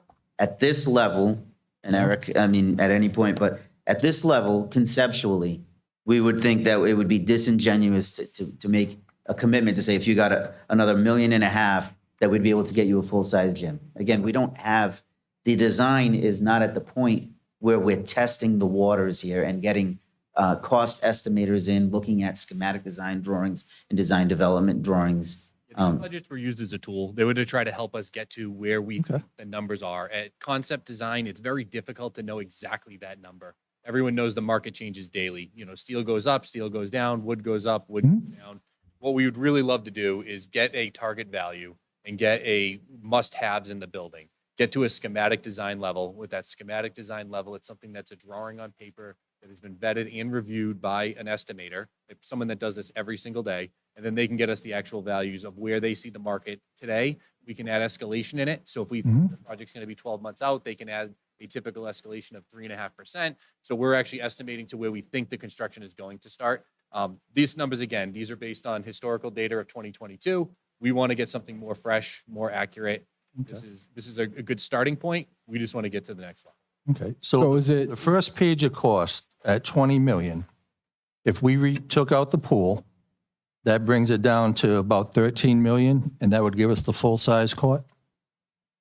Roughly, I know you can't come Roughly, to the. yes, roughly. So we, 13, 14, we kind of, And I think I'm going to say that I think I hear that the preference is for a full gymnasium. Is there anyone, let's try to hone in a little bit on this. Is there anyone who is against that and wants to stay with the half gym on the council? I think the pool is the. Well, I'm sorry, it's not a public, That's the pool that the high school doesn't have. Well, so I was just going to add that a little bit. And I know there's some back and forth. Right now, we're focusing. damn, it's not a public hearing. Right now, we're focusing on the gym, and it's great because we can handle one piece at a time. But, so I just don't want to lose sight of that as well, but we can get there.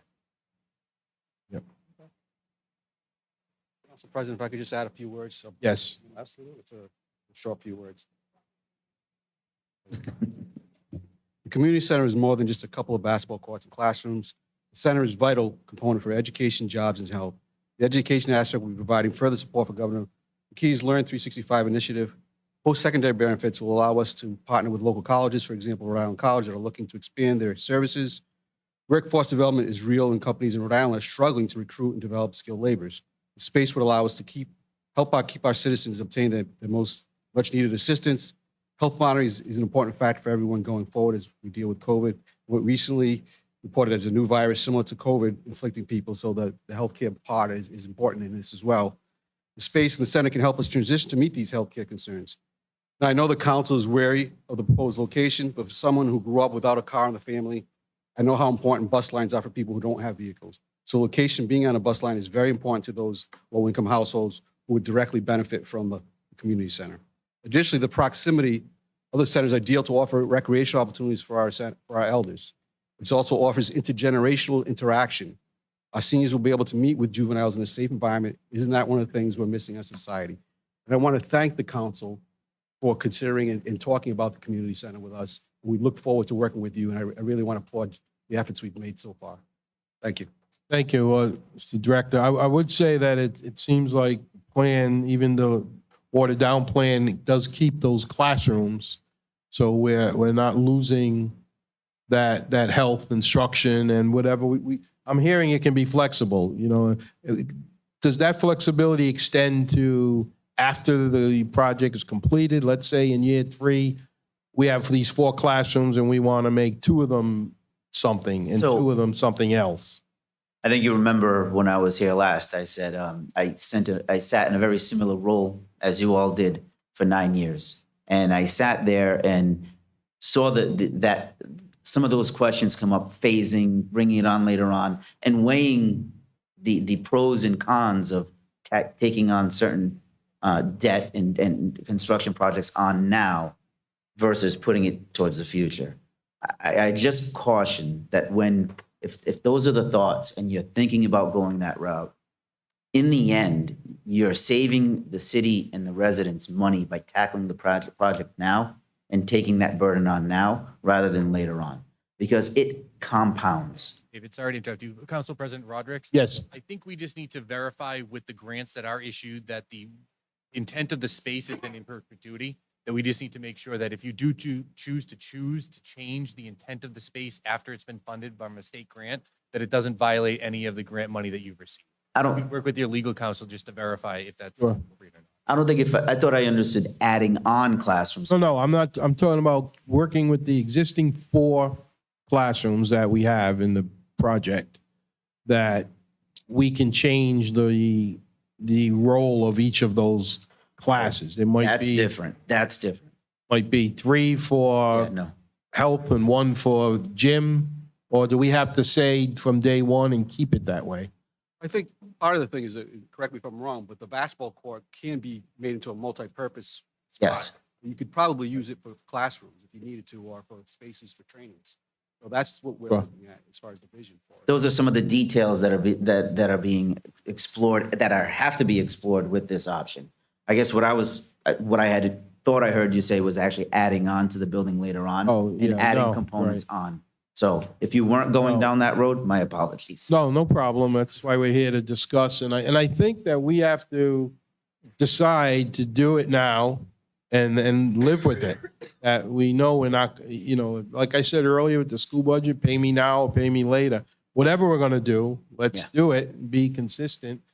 I don't want to say no pool and then 6 years from now, go to the community and say we want a pool. Well, that's the thing, right? Escalation is a compounding factor that you never get back. Right. And you can sit there in 5 years and you are literally looking at a 30% escalation factor. And looking at or 35%. So those are things that just keep in mind, right? If the pool has been something that came back as feedback from the community. I know that was something that the mayor took from those discussions, that we took from the discussions, that everybody wanted the pool. And that, again, I'm right next door. I live in Seekonk, and saw all the Facebook chatter, saw all the things about the high school and not having the pool, right? And They could have built it. We gave them 189 million. again, And we I'm just not heard trying all to. the financial difficulties, Yep. and adding a pool now is a major expense, and it's Understood. just going to kill our tax base. And the only reason why I mention that is, even now, if it were to be enrolled into the project now, you're paying that escalation just a few years later, right? So if it's something that is a need, my only suggestion would be then put it on the table now and include it at this point. Well, Right. being from, go ahead, you No, you're- started no, you're first. co- I'm no, a you're good good. referee, you went first. One issue that we as council people should think about is in regards to the pool and looking for more aid is a collaboration with the Boys and Girls Club and bringing them involved into the pool sector where they can get some money on their own to help us. I'm just throwing this out right now. It just came to me that we can use them as also as the manager of it, overseeing it. They have a great aquatics program over there, and they're grown out of space in regards to their pool. So it's just food for thought that if we could do something like that like in other places. I'm just thinking about ways where we can get more money, and they have some resources to do it. Definitely something we can explore. And it's good to remember that pools, municipal pools today, are not like the pools of the 1960s.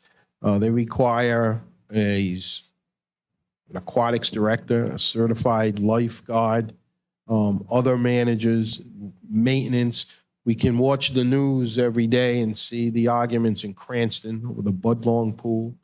Providence has a couple of pools that have not been opened in years. This is not a cheap thing.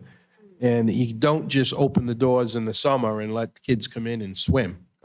There is a cost beyond all of this that we'd have to consider. And I'm not so sure society today, I know on a hot summer day, I'm not looking to go to an indoor pool. The outdoor pools like Cranston, Providence, they've been problems. But, you know, I'm open to, let's talk about it.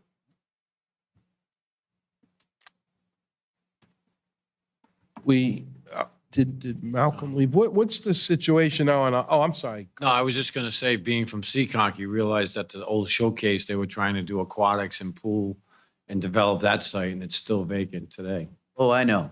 So that should give us a little bit of it. I was sitting there and trying to do a few things with that parcel when I was on the board and trying to get that to work. And I'd like to ask Director Moore, if you may not have this with you tonight, but we're talking about opera funds. I know next meeting, we're going to talk about it more, but what's the status of the current balance of opera funding? I know it's difficult because we've passed resolutions, but those passed for now.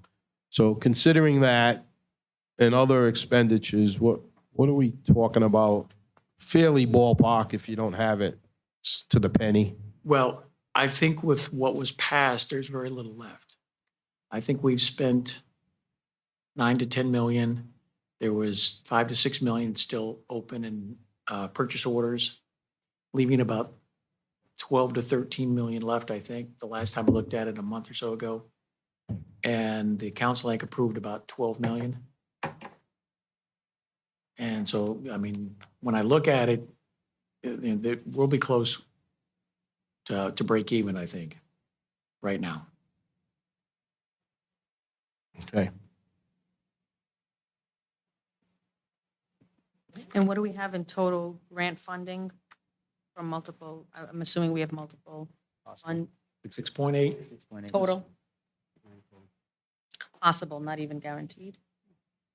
Well, I mean, if the project comes to fruition, Right, right.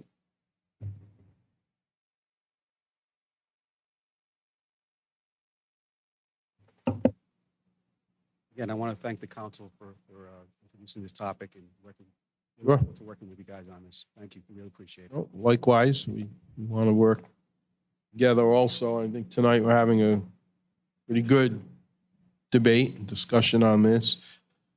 So we may be able to do something with funding. We're now at location, which we have to, I don't know that we need to set that in cement tonight. You know, we're going to meet again next week, but we have to start seriously thinking and talk about that. I mean, a couple thoughts I have. Yes, Waterman Avenue, Tuckett Avenue is probably the worst traffic intersection in the city of East Providence. And we know that the high school is going to have havoc very shortly. They're digging up Tuckett Avenue again, not us, not the school department, but the state.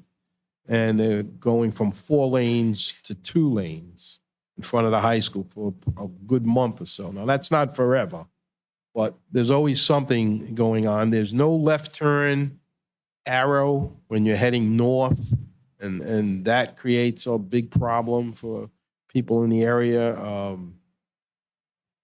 But yet, yes, it is on a bus line. Do kids of today really take RIPTA buses much? I don't know. Pierce is in a very residential neighborhood where a lot of kids walk to Pierce, walk to the playgrounds, walk to the Little League fields, walk to the games at night. bike path is right near there. So there are some options there. So there's good and bad in both. There is good and bad in both. I mean, one of them is that part of what this facility was designed to do is not only for the youth, but also for the seniors as well. And by the location, the location would allow for cross use. I don't know how the facility at Pierce Field would facilitate that. But Well, there are, Just to point that there are out. senior buses, senior center vans that could possibly. Understood. The Boys and Girls Club gets kids to the facility.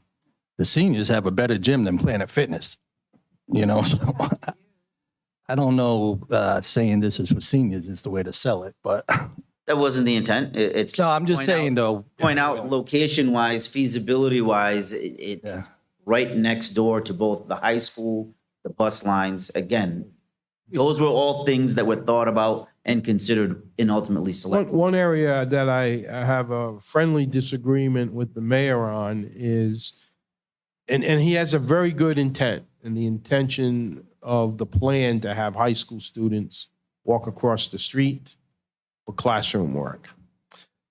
I don't see a lot of our high school kids doing that, to be honest with you. There's one who works closely with a lot of school programs, athletics and other things. After a day at school, first of all, the studious kids, the athletic kids, the band, the art, they have programs after school. If you're an athlete, you are either practicing or playing every night. You're not going to at 1:30 or 1:45, I think, need to walk across the street to get some academic instruction. The kids, and right now there's some concern about the attendance rates. And the kids that are not loving school, every generation has them, they're not, what they don't do during a school day, they're not gonna readily jump across the street for some academic instruction. The intent is great, and it could possibly work, and it might help. Is it enough to say we need to make the facility there? Director, I know you want to Yeah, if I respond. could just make the counterpoint, I think this segment of society gets overlooked a lot. And I came from this segment of society, lower income people. We had to walk and you had to take the buses to get wherever you wanted to. I didn't have a parent who had a car. We didn't have a car in our family. So to me, having the senior center, having it next to the senior center affords the opportunity for kids. I was athletic, but not athletic to be on a high school team or anything like that. I would have taken full advantage of this. And that's that missing. But part of our population. suppose you lived on Lyon Avenue or Fifth Street, and you were right near Pierce. You would have been able to Well, walk. what's the likelihood of a low-income kid living in those neighborhoods rather than close? Well, it's an average neighborhood. It's not the highest. I came from a low-income neighborhood. I'm talking about a low-income neighborhood. It is a low-income neighborhood because if, just as Dr. Moran mentioned, White Neck, Hennessy, which are in those areas. So Where do they come from? Your ward has they're low-income the as well, low right? income, right, low income. I mean, to me, So they're walking. yeah, they're walking, right? And they're taking the bus. They're not walking to the senior center. That's a little bit. I think what the councilwoman's saying is they live near Pierce. Right. A lot of them. I think, It's in a low-income census tract. I'm sorry, I didn't mean to interrupt you. Just if Yeah. I could just have a moment finish to that finish my thought. point. Yes, please. It's in a low-income tract area, which helps us attract people to that funds, and it helps us be able to put the services towards that area. And like I said, I don't know if you guys remember, but we had this big controversy of kids walking to school at East Providence High School, right, during the winter. So obviously, there's a lot of kids that use that area to walk to school. And this community center or multipurpose center would be right across from there where they would be walking to. So them taking advantage of things after school, for me personally, if I was a kid growing up in East Providence, this would be something I would use and I would treasure. I think it would help. Because not only would you capture the kids that aren't athletic, maybe not academically high, but they would want to go to this center. The recreation would invite them in, and then you could use them for other opportunities. I know one of the mayor's concerns when I've talked to him about this, and it's a concern that I wanted to listen to, is that in order to keep all of the promised monies he has in, the governors, this Congress, right, that we needed it to be at the senior center area. But I'm hearing now that we're not jeopardizing that money by putting this at Pierce. So if we're not jeopardizing the money, then that takes away that worry. I mean, it was a good concern. I had problems with losing the money if that was going to be the case. But I think I'm starting to piece together that, you know, we're going to still get that money wherever we put this thing. So that should alleviate some worry on the administration. Now, the concern is that what you're saying, you think there will be more use from seniors. I don't know. Seniors have a pretty good rec room in there, and they have all kinds of equipment like treadmills and other things, so they're good with that. And I was there in the early days when we melded recreation in the senior center, and it was a rough start. I think it's going well now, but seniors kind of want to be by themselves sometimes and not have, you know, they also like being with kids too, but there are days when, you know, and I'm getting there, you know, you want to kind of play cards with your buddies, and you don't need to see 10, 12, 14-year-olds running around. So there's, again, good and bad in both of these. I'm glad to see that we're not going to jeopardize any funding because of location. I would ask, because I don't recall, I don't know if I said that. I don't think I said No, that. you didn't. Okay, I didn't know where that came from, because I don't know that to be the case, and I would. Councilwoman, I'm sorry, go ahead. Mike. Conversation, and that's a question that I don't know what kind of strings have attached to these grants that are the governor's grant, the legislative grant from the Congress. I don't know that. So can we find that out? So Okay. that was going to be my question, Council President, was, Yes, can we Councilwoman. get the details of the use of the funding? Because it sounds on one end that it's high school age group, right? Because we keep talking about high school students coming and utilizing that space, but is it a workforce space where we're having adult learners? Yes, You know, yes, more, yes. that's what I'm thinking. Absolutely, the rec that's what it's center for. is. And the way, you know, and again, not to anything with the students, but neighbors who live on Payette and those Raymond and those streets that abut the senior center, during the, not so much now in the winter, probably a little bit, but it does intensify during the nicer weathers. The students are loitering in that area. They're not interested in going to do something fun. No, they're not interested in going to go to class to learn or to do some reading or to follow up on a project. They're doing that at home. They're just loitering, loud music, which then adds to the senior center issue, where that's not what seniors are looking for. Neither are the residents in that area, because there's constant complaints about students in that area. I look at this as a community, like I think we're talking about seniors and we're talking about high school. What about the middle age Well, I think adult, which is, you know, a big population who would like to use this? And one of the things with the 365, and that's why I'd like a little bit more clarity, because similar to the high school, it's not really open to the public, the residents, but it is rented out for different organizations to utilize. Are we looking to do the same as the administration? Because the council, obviously, once this is erect, we have no control about what the operations are inside of the building, right? That's an administrative decision.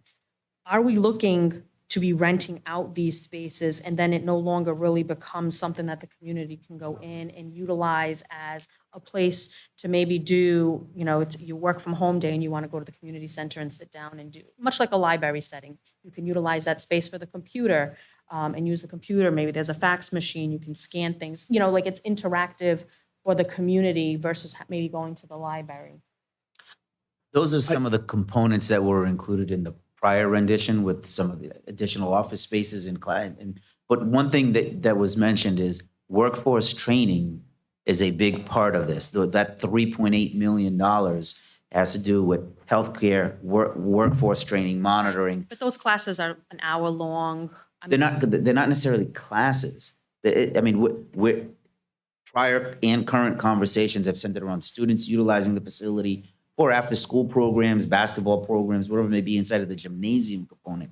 The classrooms themselves, possibly using those, but the intent of those spaces are the workforce training.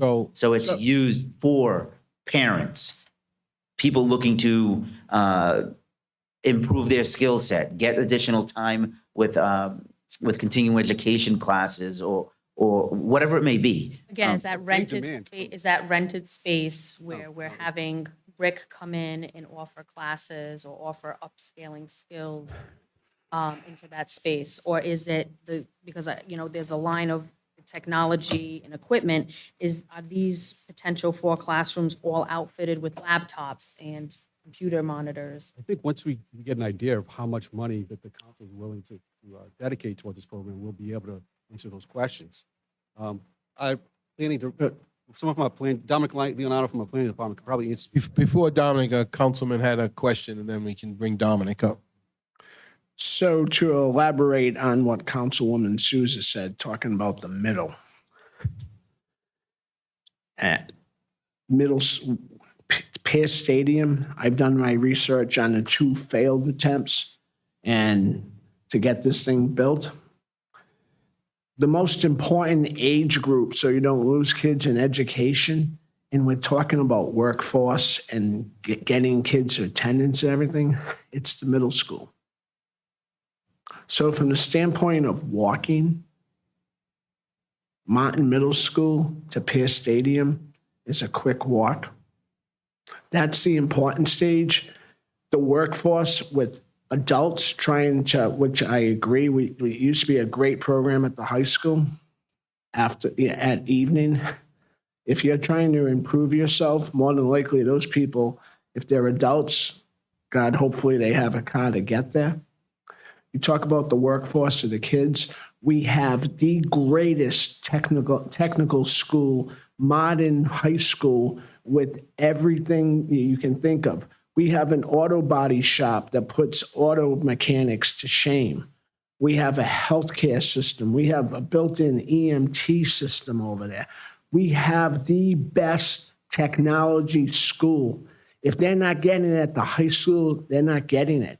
I'm all for continuing education, but we got to grab those middle school kids. And the way we're going to grab them, they're not going to go to the senior center in 6th, 7th, and 8th grade.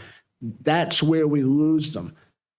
I think what you're saying tonight in the continuing education program, if somebody is working in a factory or working construction and they want to learn computer science and all the classes that there, it might be a drafting course or anything so they can better themselves in the construction field, they're going to come. They're going to come no matter if it's at the senior center or at Pierce Stadium. I just want this to be the best. And what you said tonight started thinking, brought me back to the discussion. If you look at past city council, when this was going on before, what you're saying now, so we don't lose kids, it's the middle school kids. It's the middle school kids. So, And I think you would agree in your educational background as a truant yeah, officer. middle school is key. And if we could, for we're meeting next week, I don't know if, Mike, if this falls on you, I don't think it would fall on the architects, but to find out more requirements of the 365 funding as far as, especially as far as location, unless, Dominic, unless you have some insight there. Thank you, Council President. So I'll Just identify yourself for the record. I'm Dominic Leonardo. I'm a senior planner in the city's planning department. So as a part of the $3.8 million, when we say $6.8 million, that's $3 million from the federal government. And in that application to the federal government, with that earmark we received, we did list the location as behind the senior center. That was about 2 years ago. Now, this year, in our application to the state, it's the State Office of Pandemic Recovery. So this isn't Learn 365. They had a separate grant application that they did formula-based funding. We put in our application last year, again, at the location behind the senior center, and that they just informed us would be up to $3.8 million. The requirement for that is health, education, and workforce training for that $3.8 million. So I just wanted to clarify that. So we can do components in addition to it. We spoke with them. We can have a basketball court. But for that $3.8 million from the State Office of Pandemic Recovery, that has to be used for health, education, and workforce training for all ages. So kind of in that grant application, it was helpful to speak to the differences in the seniors with COVID, with vaccination clinics in its location, with the school-age children, with the senior population in its central location, the bus line, the low-income census tract. That location really connected all the dots, and that was what led to the whole planning of picking that location for both of those grant applications. So I just wanted to provide that background. When we're talking workforce training, we also got the former Oldham, which is a bunch of classrooms that we put some money in there. We got more space for workforce development along with this new building too. So, But that's really out of central location planning. we're gonna put everything right in the middle of the city. You know? All right. Mr. Mayor, would you like to join the debate? Mr. President, members of the council, thank you. For a second, I hope you'll indulge me. I was just at my son's soccer game, tied 0-0 with Lincoln. Great game. But anyways, the reason I'm here is to really make the pitch for putting it where we've been doing the work to put it in, which is the grass field at the senior center complex. By building this facility there, and I know it's probably been said by others before me, you're putting it in a central location of the city in a census tract that we used for grant application purposes to dictate that the census tract was one that qualifies. We're putting it on a main bus route. We're putting it in close proximity to our high school students so that they can use it for different activities. We're putting it in close proximity to our existing senior center so that it enhances and adds to the senior center opportunities. So our seniors would be able to go to the senior center for their normal, regular activities, and then they could partake in other activities at the community center. So we've done a lot of work into looking at that, putting it over at Pierce, although it sounds like a wonderful idea. I'm not sure that's going to be the best location. It's not even on a bus route. It's not the best location to get people from Rumford, people from Riverside to the facility. And with the money that we got from the governor, the money went up to $3.8 million. The money that we got from the government is tied through the U.S. Treasury. It has to touch on three main issues, which I'm sure have been discussed here. But one of those is attaining higher education standards for our students, workforce development, and health monitoring. So these are all components that need to be part of this $3.8 million that we use to build this community center. It's a multi-purpose learning center. With the $3 million that we have from Congressman Cicilline and whatever we get from the council, we'll be able to build something that will serve generations, but multi-generational. The youngest of the youngest, the young adults and the seniors. Everybody will have access to this facility in a well-traveled route. So I urge you to please, I'm here begging you, to please support something that is going to benefit all of our community in a location that is the most logical and the one that we've been doing work on. We've started work on this community center before this council was even elected. We started this work when we first caught wind that we were getting some of these ARPA funds. So we've been doing a lot of work. We've got an architect on hand. We've got a project manager on hand, the same project manager that did the high school. So we feel that with the timeline that we're faced with, and I'm sure, I don't know if David went into the details, I don't know if you guys went into the details, about how difficult it's going to be to meet the timeline as it is. They already started the work, but even that, talking to Sam Bradner and talking to David, meeting that timeline is going to be very difficult for us, but we want some type of certainty from the council, some type of commitment on the record. Instead of commitments I've gotten in the past, I want a commitment on the record that you're supporting this community center for our residents. It's the people's community center, and I hope that we can get some type of commitment, even if it's not a vote today, some type of commitment on the record that you will support putting more funds in. Well, thank you. And I know we can't vote today. It's not listed for that. But what I would say to my colleagues is I think we've gotten a lot of information, some of it new to some of us. There's been a well-reasoned discussion all around.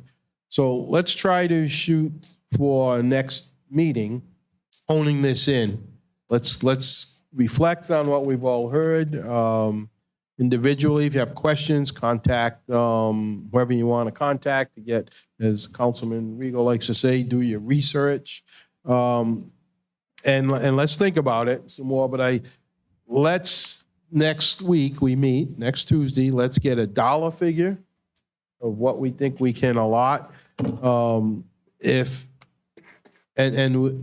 legally, I don't know, I don't want this to sound the wrong way. The location, is it the council's decision? Or are we more the funding and we don't control the location? I don't really know legally. I'm not trying to give you a softball to the administration, but it's an honest question. That's not really a softball question. Yeah, It's a hardball question. Yeah. I will say this, I'd have to look at the grant applications. That's why I was just talking to Dominic, but I don't know if the grant applications tied the money to a specific spot. If that's the case, then it may be tied. However, as the appropriator, obviously, you can appropriate money, and if you don't want it at a certain spot, then you don't appropriate money for that spot. So Right, it's, you know, right, we could. But it's behoove everyone to come to a consensus as to what the best spot is, and everyone working towards that. So could legal work with planning and whoever to tie up any of those loose ends for the next meeting as far as requirements? Are we required to keep it? So because you've already said the senior center, are we tied to that? Can that be amended if we even decide to amend it? Maybe there's a compromise. We do the money we want and the location is up, for discussion more. So, Council President, I think Just 1 second, Mr. Mayor. Councilwoman had a. Thank you. So one of the things I don't recall us talking about in regards to this project is, one, where is this project for going to live in the budget? Is this going to live under the rec center, under our Diane Sullivan? Is it going to be under DPW with parks? And what is our anticipated yearly budget cost associated with this building? Because it's not just the money we're going to use to spend to build it, but then now we have to maintain it, staff it. We have all those line items that every other department has that now will become a new thing that the council has to worry about budgeting for. So right now, our recreational department is sharing space at the senior center. We have staff, but they're cramped in the senior center right now. They're running programs the best they can at the senior center. We would just move our current staff to this facility, but we also plan on partnering with other partners, community partners, the Boys and Girls Club, Rhode Island College. We will be partnering with community partners to run the programs and to maintain the programs there. We also have been in conversation with Shannon Gilkey from the Post-Secondary Education Commissioner. He wants to help us bring programs here. The reason why, and I understand the want of putting a rec center at Pierce. If it was purely a recreational center, if you wanted to put like a basketball court there, that's great, with a covered basketball court. That's wonderful. But this is going to be a multi-purpose learning community center with healthcare monitoring, workforce development, and educational attainment goals, trying to use the Learn 365 money that we received, $240,000, to help support and run these programs in a facility that will be geared for this.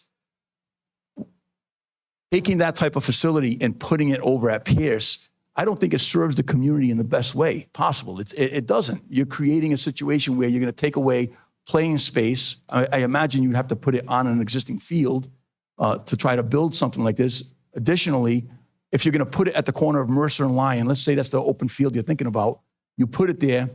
Now I've got to also make parking. The parking that's currently at Pierce is kind of far away, so you'd have to make some more parking, put some more asphalt in at Pierce. This location where we're at serves the people's needs the best. And part of the grant funding that we have to put out a survey. We were in a meeting with the governor's staff the other day, who is overseeing this money, and we have to put together a survey. You'll see that survey go out probably in a day or two. We've been working on it to get community feedback. This is all governed by the Treasury Department. It's not something we're making up. The Treasury Department told the state rolled this out so late because they were waiting on final rules from the Treasury Department. So we're trying to do our due diligence to maximize these funds coming to the city for the benefit of our community. We're at 3.8 million. We could go up more if other municipalities decide, hey, we can't meet this timeline. You know, we wanted to do this, but we can't. So we may end up getting more from the state. We don't know yet. Okay, so we do have more budget reviews tonight and other items, so I'd like to wrap this part of it up right now. So let's do this. If the council can give it some deep thought and come back next Tuesday with some concrete suggestions. And if administration and legal and planning can get back to us for next week or before, if you get the information, send it to us. The absolute requirements as 365 and the other funding may call for. We think we know some of it, but let's get it down in concrete. Let's get it all together, and next Tuesday, let's wrap this up for good, one way or another. And hopefully that, if you were to get this, say after next Tuesday, we say, okay, here's what we can spend, here's what we want to do. You have some time to move forward from that point. We'd have to, right? Because we can't vote tonight. All hands on deck. Yeah. That's really where we would be. The more that this, seriously, the longer that this prolongs. Right. I want to wrap this up next Tuesday. I want us to make a decision. And feel free, I'm sure, to walk and speak with the mayor, anybody else, Dominic with planning. If you have any questions from the architectural point of view, please get in touch with me and I'll get in touch with council if you're looking for some more information. Individually, I'll get it to you. With that, thank you all for coming. Move on. Thank you very much. Take a second to have the city clerk organize where we are on the agenda. Put the paper away. Public comment.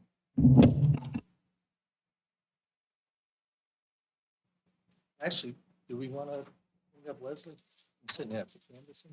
Yeah, no reason why we can't do that. I think she's the only department head, right? We got IT. IT, but she's going to be here. I don't know. So we do have on the docket to question review Board of Canvassing, and the director is here, and then IT is going to be here till the end of the night anyway, so we can do that later. So if Really don't Ms. need Shattuck anybody. would like to come forward, and my mic keeps cutting out on me here. We will go to the canvassing portion of the budget. Thank you. Leslie, my biggest question is going to be, we got the big presidential election coming up. We want to make sure you got what you need. Yeah, but usually.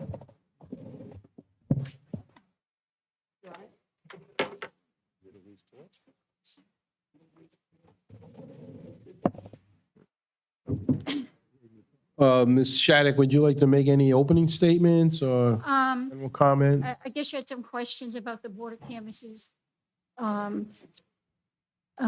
being paid. So they are being paid. Why in open government it wasn't like that? But I talked to HR's, Are you referring to the three members of? the yes, and I board? guess because they're three new Board of Canvass members, ADP didn't code them right. They are getting paid, but they weren't coded right. So they're working on correcting that now. Okay. And then you kind of threw me a curve with the purchase property services last week. So I guess it looks like they've combined, Malcolm? It is the rentals and telephone. Okay, so rentals are we use three churches. We have the guys for September, November election where they have to rent a U-Haul truck. The trucks that the city have aren't enough for them to put all the equipment that we need to set the poles. So sometimes we have to rent a U-Haul truck. So that's what the rentals are. So the Board of Elections is not dropping off equipment at each polling place anymore? They drop off the equipment, but I have my maintenance guys that have to set up the poles the day before. Okay. I just wanted to make sure on that. Any problems from your point of view that are happening in the department? Any deficiencies or supplies? Everything is okay? Everything's okay? Budget's good as far as you're concerned? Mhm. All right, any other questions from council members? Good luck in a couple of weeks. Have Thank a you. successful election. Thank you. Thank you for waiting here tonight. Thank you. Appreciate it. I want to say, Leslie, you do an awesome job between the early voting, and you've been so helpful when I was running, answering all my questions. Thank you. Thank you. Next would be public comment. So first we have Nancy Hill. Okay, next time. Thanks. Okay, thank you. I saw you at the Crescent Park end of summer. You were dancing pretty good out there the other night. No explanation. I just, thank you. Anyone else? Vice President Rego. Vice President Rego, you have the floor. Thank you, Mr. President, Madam Clerk, fellow council people. I want to take a moment and personally clarify that, as I have stated before and my voting record proves, I fully support the first responders of this city. Last Tuesday, an ordinance was put forth to change the towing rules and regulations. This item was not read into record as they customarily are. Chief Francis Coney shared his reasons for this ordinance, which was followed by silence on the council. It was unusual that none of the council had any questions, and I regret not communicating the following. I heard the chief's concern. The proposed changes removed council oversight, and I am not in favor of that. I am sure there's a way to address the chief's concerns, such as records showing up promptly without rewriting the section.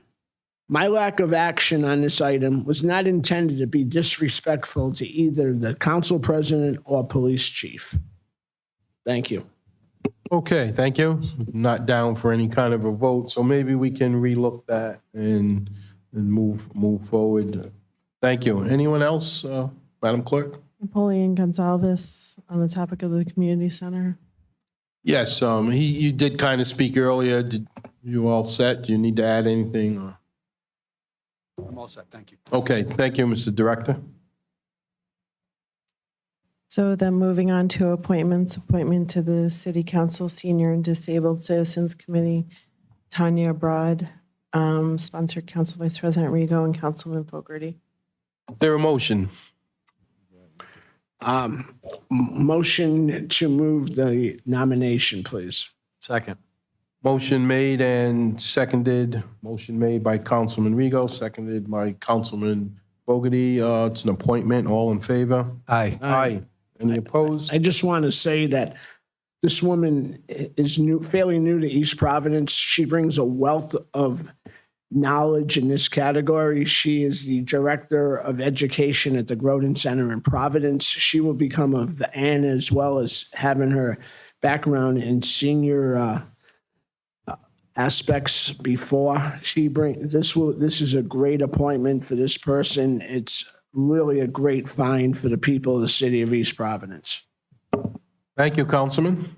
Can I just mention, Yes. I put on the agenda for next week a conversation on these boards and commissions that we have. Yes.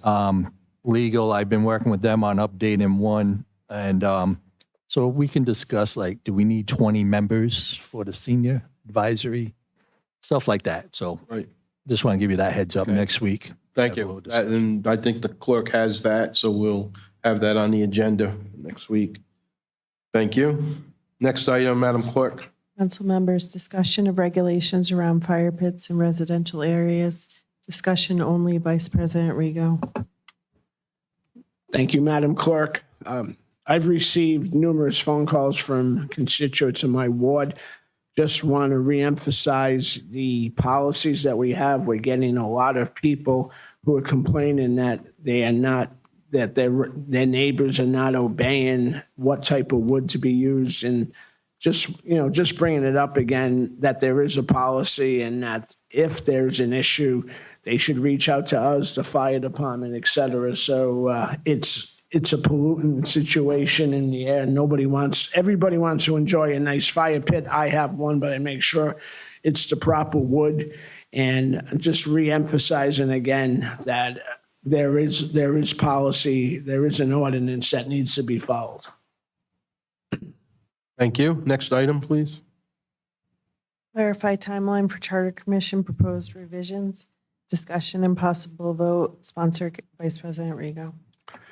Councilman. Thank you, Mr. President. This comes out of a situation that you were advising me on. We were having a discussion in regards to the timeline that the chairman of the Charter Commission said to you that they might be wrapping up their activity. I think you said end of December or, somewhere along there.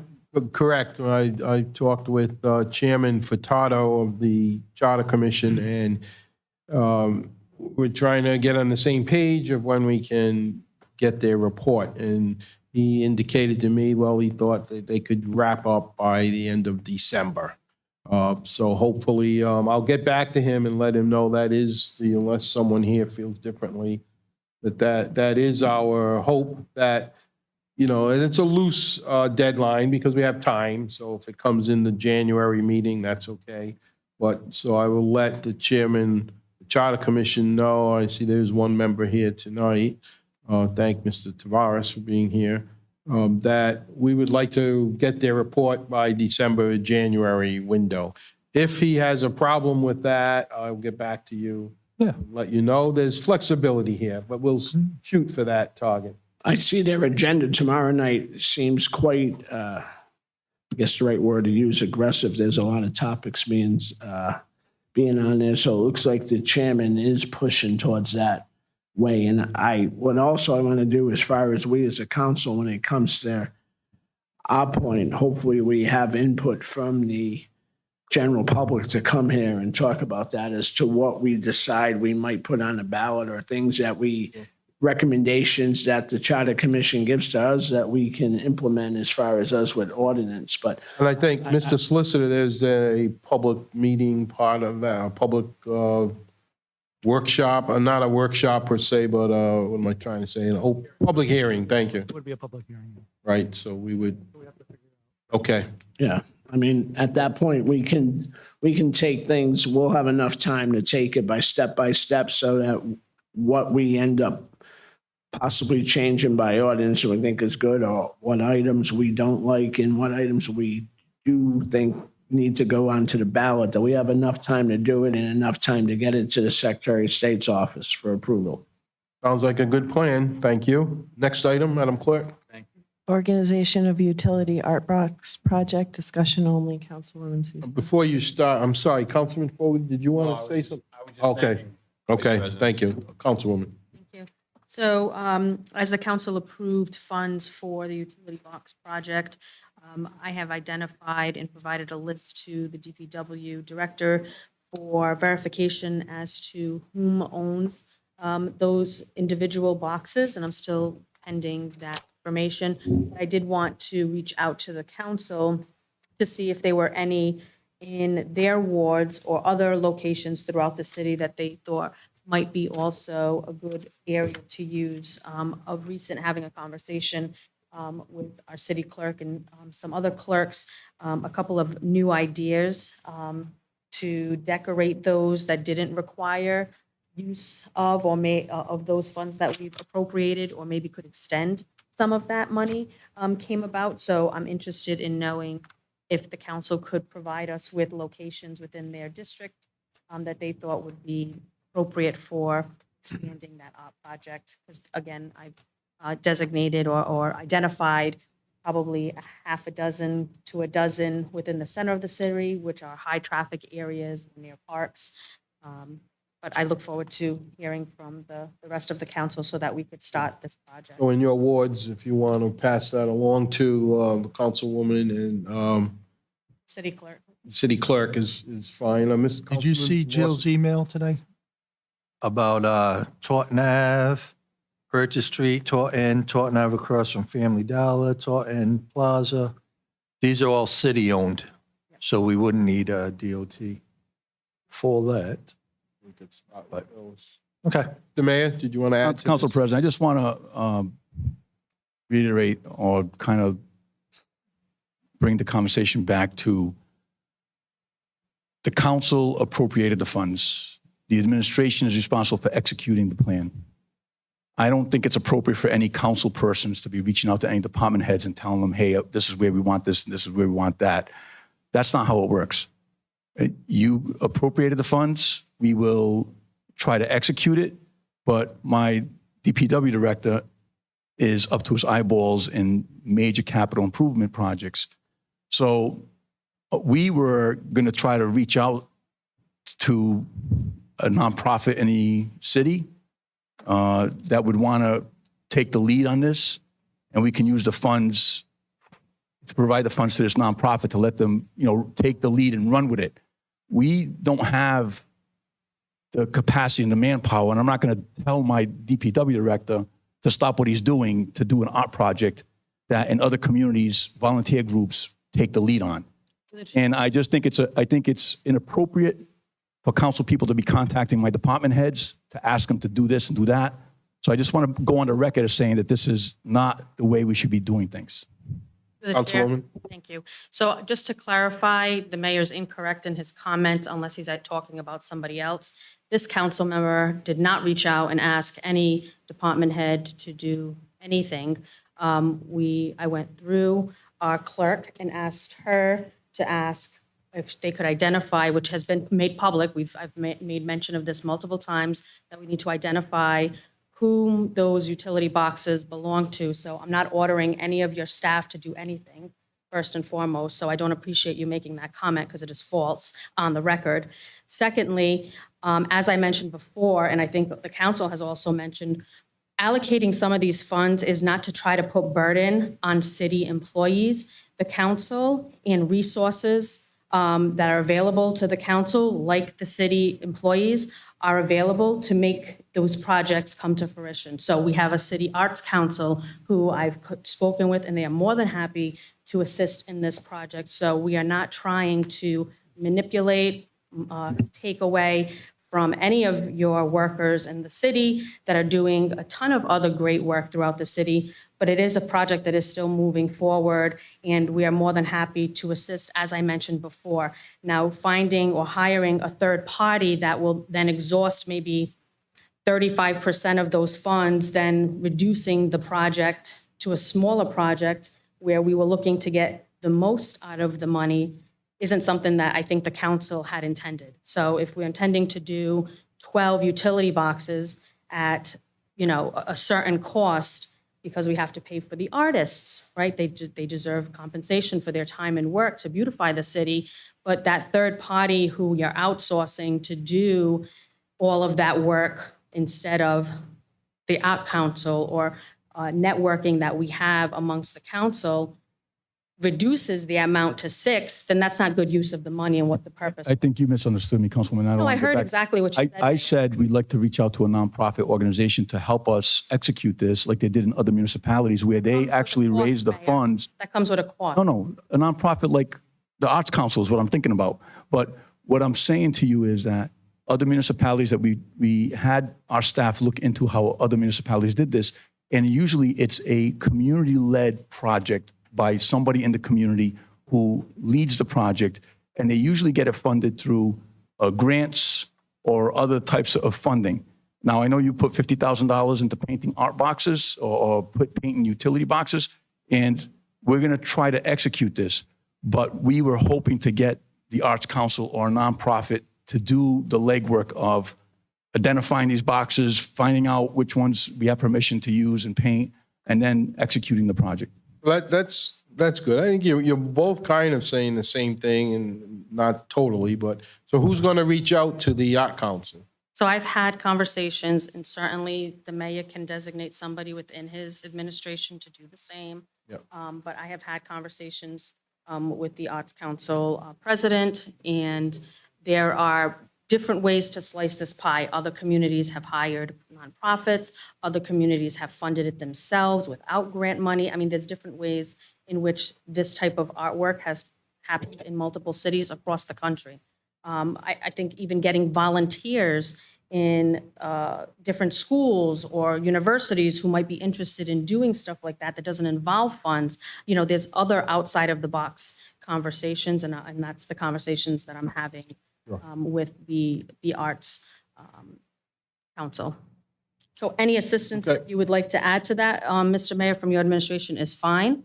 But I think, you know, So what I'm getting here is that the councilwoman's going to execute this program. Is that what I'm getting? You're doing all the outreach, you're getting all these people together, you're going to do the execution of this program. So you allocated the funds, and now you're going to execute it also? I just want to make sure I'm clear, because I'm not following what you're saying. we can do this together. It doesn't have to be a one person does it. I'm a community person too. I work in the community too and volunteer in the We will be more than all happy. work together. We'll be more than My happy. project, your project, his project, her project. It's a community project. We'll be more than happy to sit down with you and discuss how we can move forward on this I would together. appreciate that. Discussions are nice. I'm not trying to be Alright. difficult. Sounds like a plan. Next item, please.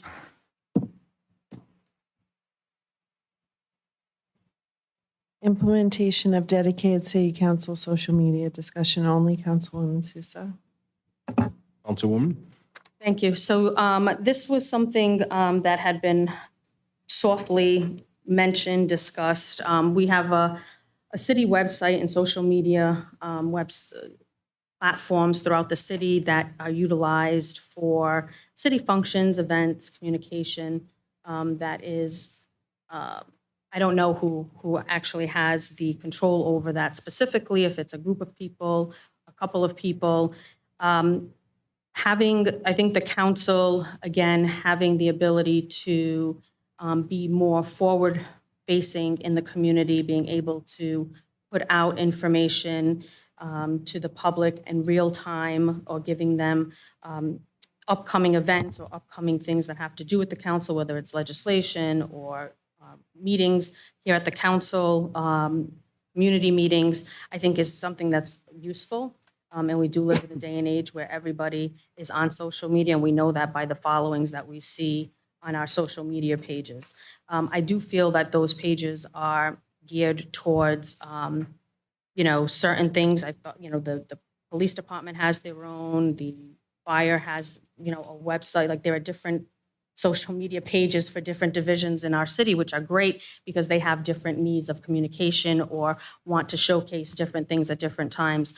So I just wanted to put out there for the council to see, again, a discussion. It doesn't matter whether it does or it doesn't. I'm indifferent to it. It's just really to open up the conversation with promoting the council, the things that are going on in the individual wards that council may or may not want to do. And certainly, if a council member doesn't want to promote something within their ward and they prefer somebody else do it, or the city clerk, I think it's a good conversation to have, whether it goes anywhere or it goes somewhere. Sure. No, I think that's a good idea. I will say this. I think the city website is a good one. I know when, I think Councilman Lawson and I were at a meeting with, a while ago, and I forget the topic of the meeting, but we had someone in City Hall from outside the city talking to us about public outreach. And this person, independent from all of us, said that he felt, if you recall that day, Councilman, felt that the East Providence City website was the best they had found, that it was easy to follow, and it's really improved a lot. I think what Councilwoman is saying is, to add to that is a good idea. Now, I know that, I think Patricia does do the bulk of this website work, and there is a section that says City Council, and it gives some basics. So we could maybe add to that. And I'm sure you have offered before, Patricia, if any of us want to add something, to give it to you. But maybe now we could make it a little specific, like City Council activities or meetings or whatever. So if the councilwoman's having a neighborhood meeting at wherever, the library, she could reach out to you, I'm sure, and Because I don't think that we would want access to have to do all that work. No but access. You could give her the information and you could put it under the tab that says City Council. Sure, yes, Council President. So currently, the website, I do man most of it. As you know, Robin Robinson used to do the social media and the website prior to this administration. We've come in, we've added additional social platforms to really get all of the positive news and all of the great things that are happening in the city out there to the community. So yes, that is my role. I do maintain it daily. However, in terms of admin rights and whatnot, our entire IT department also has control over it as well. We thought it would be great to have each of the departments to be able to also get involved. So all the departments do have a designated web editor, if you will, and with access to their page, including the clerk who has access. So yes, there is a city council page with your bios, your photos and whatnot. And then as far as events, so we've talked about this in the past. I don't know if you recall, we did a little demonstration. Yes. So there is a city calendar where we have all of our city events. Your most recent concert that was listed there as well. If you clicked on that date, it popped up and it showed your graphic as well. So, so does that answer your question that in terms of the website? So who runs the other social platforms? So the Instagram, the Twitter, the. So there are, as you mentioned, Councilwoman, there are several different ones. So initially we wanted it to be all one, but as you mentioned, a lot of the different divisions really felt like they needed to put some information out there. And obviously I can't be everywhere. So the City of East Providence Facebook, LinkedIn, social media, and Twitter accounts I do have the admin rights to that. The like the EMA, that is through EMA. We do have access as well. Parks Division, they have their page. The Senior Center just launched their page. Right. So yeah. Thank you for that. So that was. So you're talking more like Facebook or something? So people go to the website, right? They do. They go for various reasons, but it's not for daily news or updates or streaming things that are going on. That's what the social media. Oh, no, I would say quite the opposite, Councilwoman. So to date, and I've lost track, to be honest with you, on our homepage, if you scroll down right in the main section, it's titled News and Events, and we literally put policies, and people go to that. We see the clicks, people subscribe to it. It gives them information about the 200,000 grant dollars that we just received, what's happening with the police department. If there's an emergency, the red emergency alert goes there. So people actually do go to the website first. From that, it can take them to the social media pages. So in our newsletter, our Code Red, so we do use multiple avenues in which to get the word out. And just to go back to what I said earlier, if I may, Council President, just to clarify, while there are additional social media pages that are administered, if you will, by the different departments, they each have to follow our social media policy. So our social media policy is laid out, I believe, and the solicitor can correct me, or our IT director, mainly for the reason of, what happens if, down the line we couldn't connect. So, and it was a perfect example when we started, right? We had the Twitter account was already there, but it was tied into Robin Robinson. So just to have an overall policy in which we follow, because there are rules and regulations, and the solicitor could talk about that too. Well, I think too, it's important that our IT has an overall involvement because of security and hacking and malware. And there have been cities and towns that have, for instance, might have been Town A Facebook page or social media, whatever. And it got hacked, and the craziest things you can imagine were posted.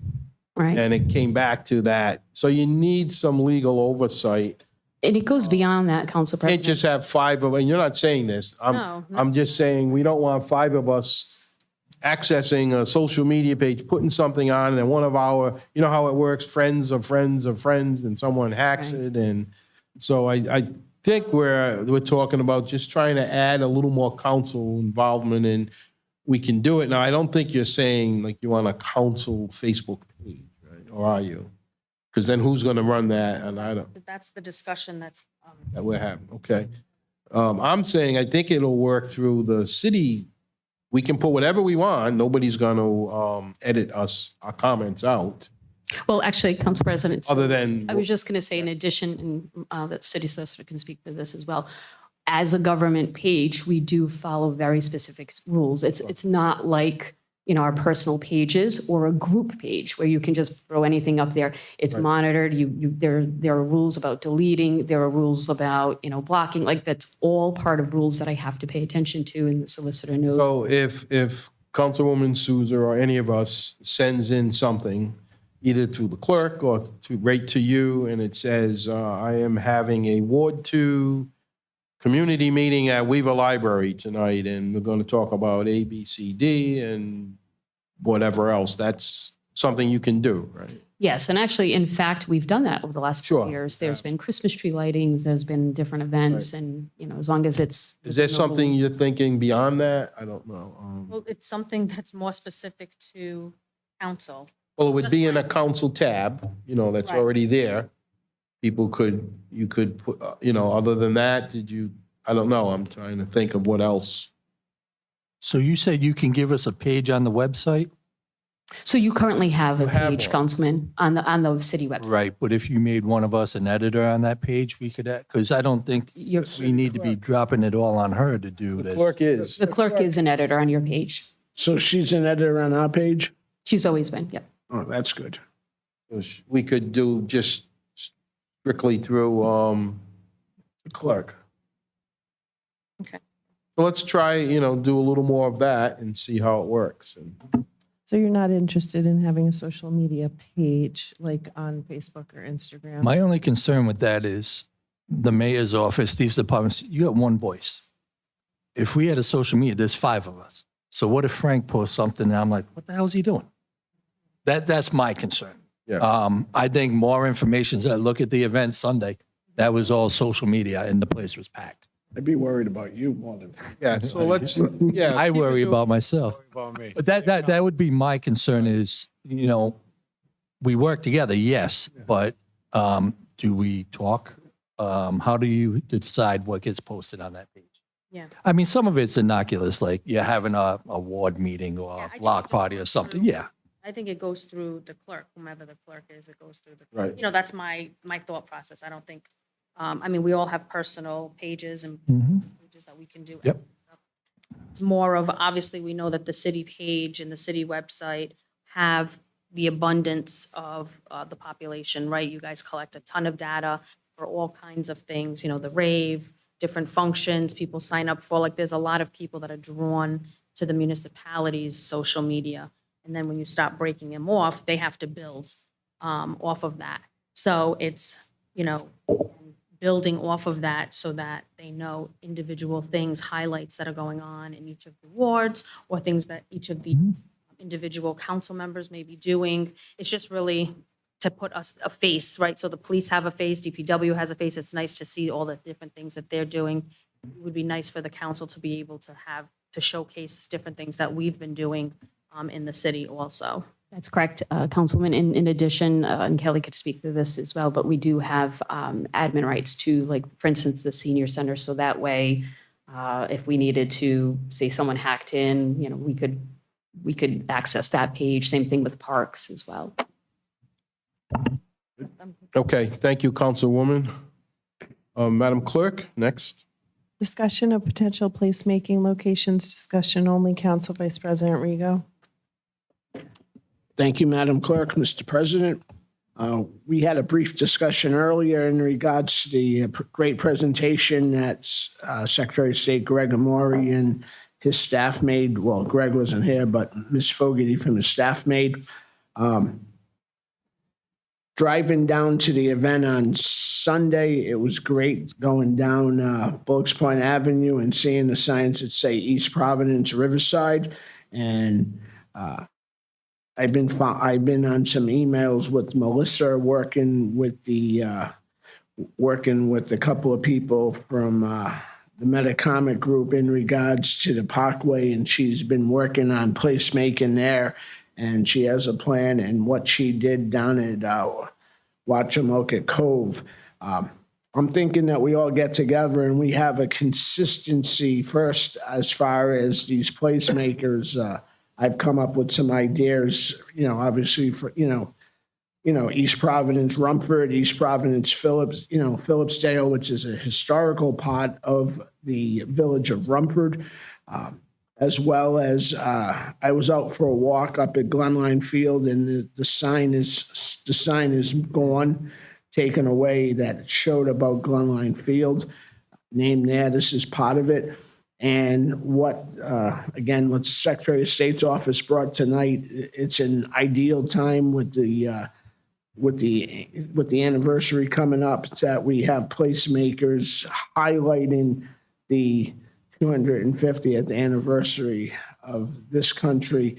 And as she talked about the initial charter of St. Margaret's School, we have, obviously Rumford Bacon Powder highlighting the activities there. So I think now is the time for we as council people to look, so that we can, start maneuvering, coming up with suggestions as far as what we do. I also like what Seekonk does, as they have placemaker banners that honor all the fallen residents of the town of Seekonk who have, some of them go back to the Civil War and Civil War, and just throwing some ideas as far as doing that. But I think the consistency of what you saw down Bullocks Point Avenue with that is a good spot as far as those are concerned. Fine. Thank you. Next item. Mayor Communications. So we have the consent calendar passed before. We could hear from Director Moore at this point in August, finance and capital expenses. If you have anything to add. No, I've only given this a cursory review. There are a couple of revenue items I need to look into. I know we've had some staffing issues, so I'm not sure all the revenue has been reported. But right now, they just look a little low. What about the status of the audit? How's that coming? It is coming along about the way we expected. We had met with the Auditor General, and if everything went without a hitch, we were hoping to get it done by the end of September, which was best case scenario. We're now looking probably 2 or 3 weeks after that, so we should be done by the end of October. Okay. And I believe we're meeting again, I don't think everything is scheduled, but probably the end of October with the Auditor General again, just to keep them updated. Thank you. Any other specific questions on that? The audit, we'll wait for that. Thank you. Are there any capital gains projects that were taken out of the budget for a reason of not funding? Any capital gains projects that were not funded, that are not, do you know of? No, we don't think we've taken any out because of that. Nothing that we could afford? Okay. Correct. We have, I'm sorry.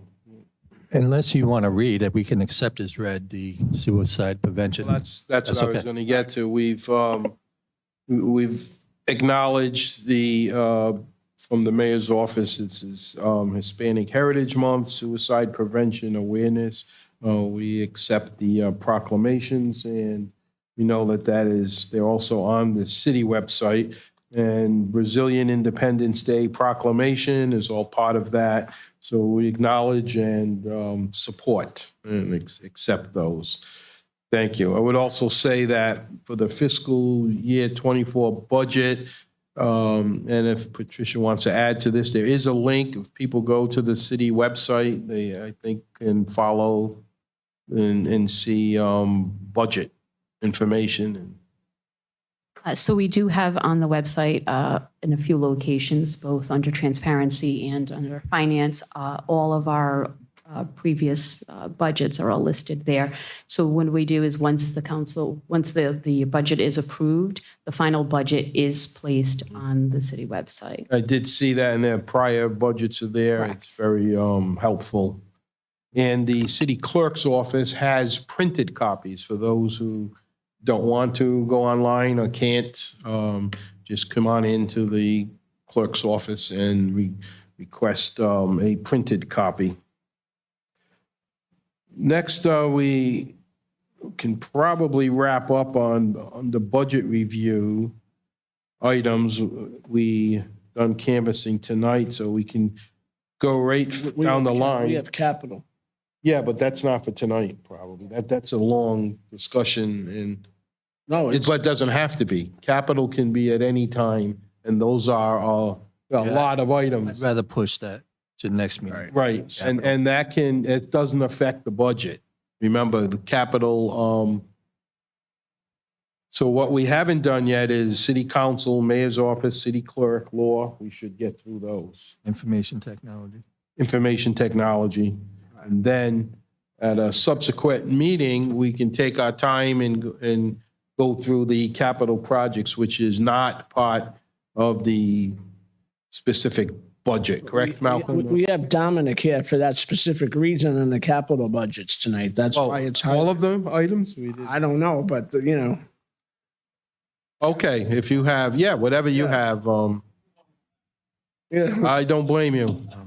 I thought you were here for defended other you. I was just about to. Come on forward. Because remember, a couple meetings ago, we said that would be a separate night.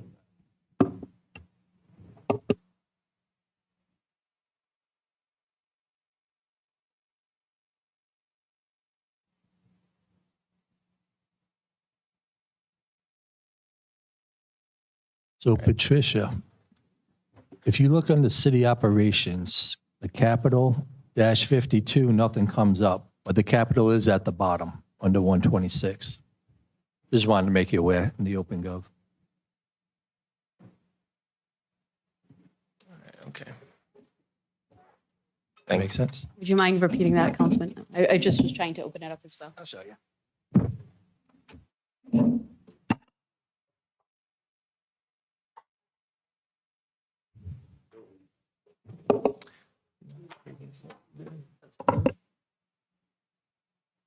Yeah.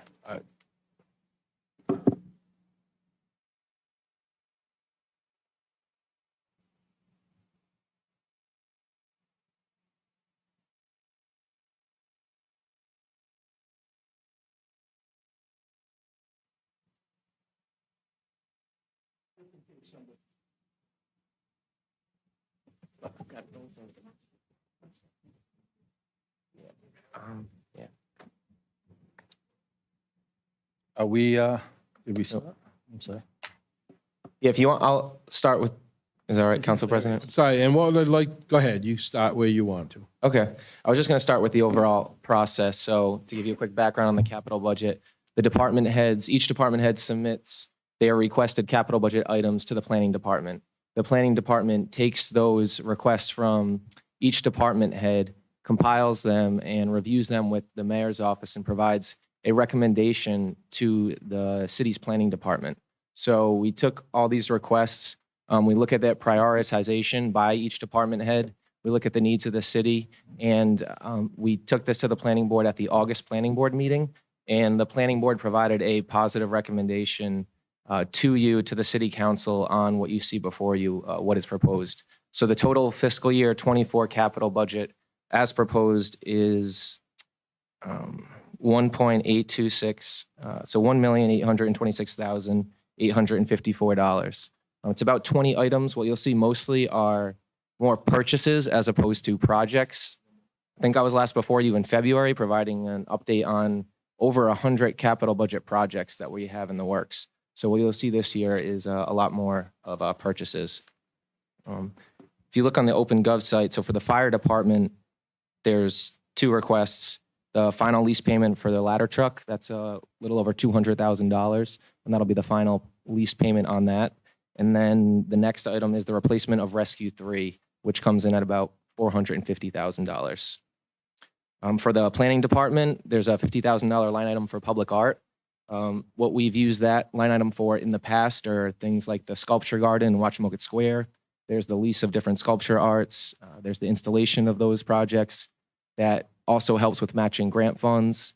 as well as lighting the different kiosks. We have 3 different art kiosks throughout the city at City Hall and then 2 in Wachamoket Square. So we pull from that line item.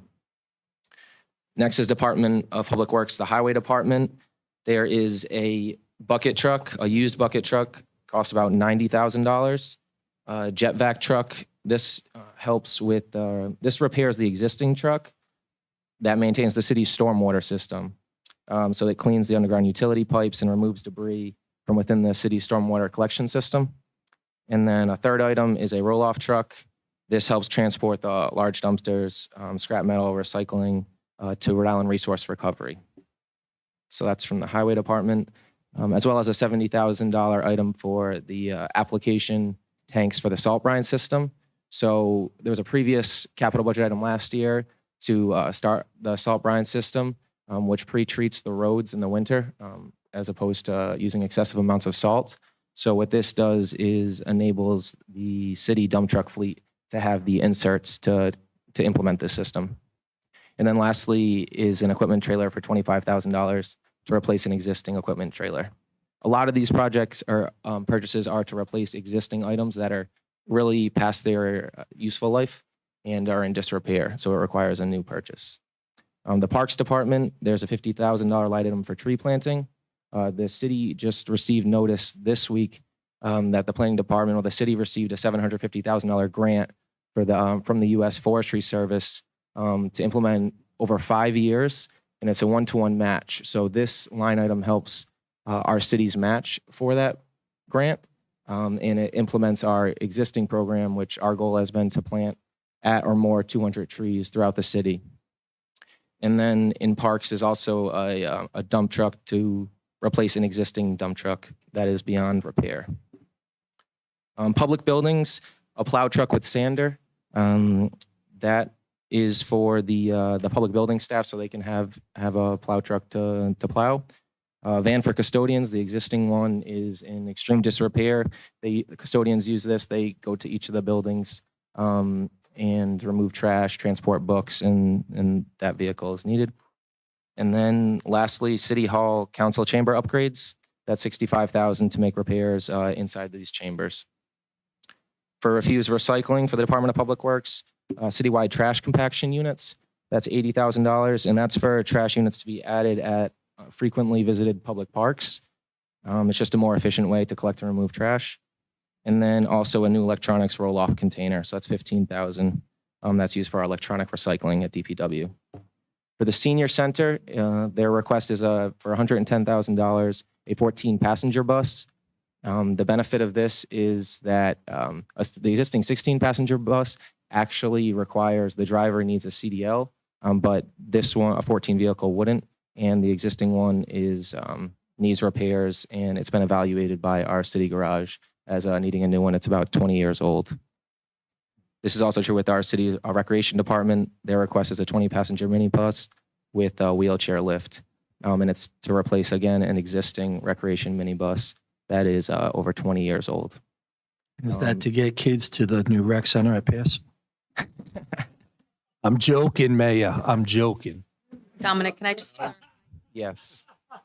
the senior center passenger bus identifies the wheelchair lift, but the recreation minibus doesn't. Are both going to have the wheelchair lifts? Correct. They both will. Yes. How is... And before you start, I just wanted, Dominic, if you could give us and again, for anyone watching who doesn't understand where the capital funds come from and how it is not directly associated and doesn't affect the tax rate or the budget, if you could just, or Malcolm, whoever wants to just give a quick summary on how this works. This isn't monies we're just grabbing from the budget and raising taxes to do all this stuff. It's a good opportunity to get all of this stuff done with monies that can only be used for capital projects. Correct. About 10 years ago, there was a charter review commission and they put in a fund balance policy. And what they wanted to do was get the fund balance up to 10 or 12% of revenue. So to do that, they said, we will, of the 100% of revenues, we will obligate 99% of expenses. So you always have 1% that is unobligated, which is $1.5 million. So every year, if everything comes in on target, you're going to have $1 million to $1.5 million surplus, which will build the fund balance up to 10 or 12%. Once you get that, anything above that 12% would go into the capital fund. And we met that 7 or 8 years ago, the 12%. And so every year we put 1.5, maybe 2 million, depends on, if we have a good year, you could put 2 or 3 million in, bad year, maybe 500,000. But every year money gets put into a separate capital fund. And so that money sits there until through the budget process, the council approves expenditures out of that, or throughout the year, the council still has the option of appropriating unencumbered funds. Thank you. Can those Councilman, do funds you be wanna- used on school capital projects? If, say, like, we want to allocate some of this capital for something to help them out? I would have to look into that. I don't think it's that specific. It just says once the money's in there, it has to be used for capital expenditures. I have a question in regards to a fund. I was going through past years and trying to get familiarized with everything here. So this is in regards to Chapter 8 of the Charter's Article 6, entitled Municipal Court of Chapter 2, entitled Administration of Revised Ordinance, City of East Providence.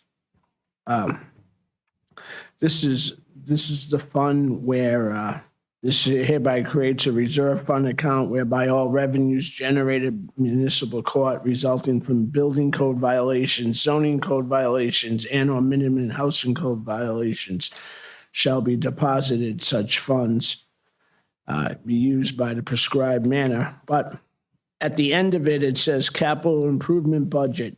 City council may annually, at the time of the budget, take funds from this reserve funds and transfer them to the capital budget. How much money is in this fund that I just described right here? I'd have to look into that. I'm not quite sure what you're referring to. More than happy to give you this so you can come back. I mean, I just found this, so it enlightened me, and I just wanted to ask the question. So follow up on that if you don't mind. Thank you. So that, if we have any excess funds that we can help towards the capital budget.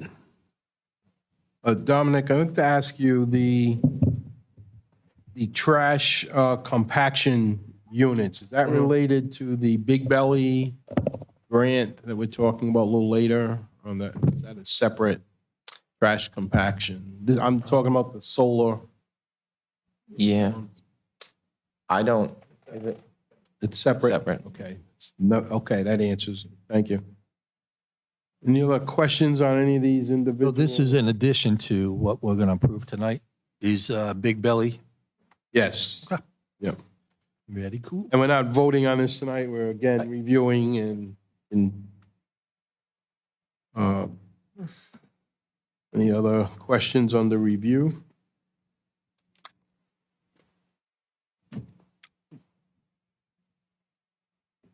No, hearing none. Dominic, thank you for your time tonight and for waiting and. Can we bring them back next week? Thank you, Dominic. So, yeah. I was trying to get him home early. We want Going to, without objection, just move one other item. Peter, I'm sorry, I didn't realize I did see you here, but I neglected to call you up. If you want to go to the resolution on speaking of the Big Belly, and we're not referring to my waistline here. We're referring to the Big Belly Solar in the city of East Providence. Purchase of redevelopment? He's Oh, redevelopment. I'm sorry, the wrong one. Redevelopment. I got the wrong one in front of me. This guy. Here it is, the East Providence Redevelopment Agency. I know Councilman Lawson, you had an early interest in this Yeah. and So initiating this. if you don't mind, Council President, let me read. I'm just going to pull it up. I apologize. Oh, it's from Jill. I'm just looking for that memorandum. I'm sorry. Give me one sec.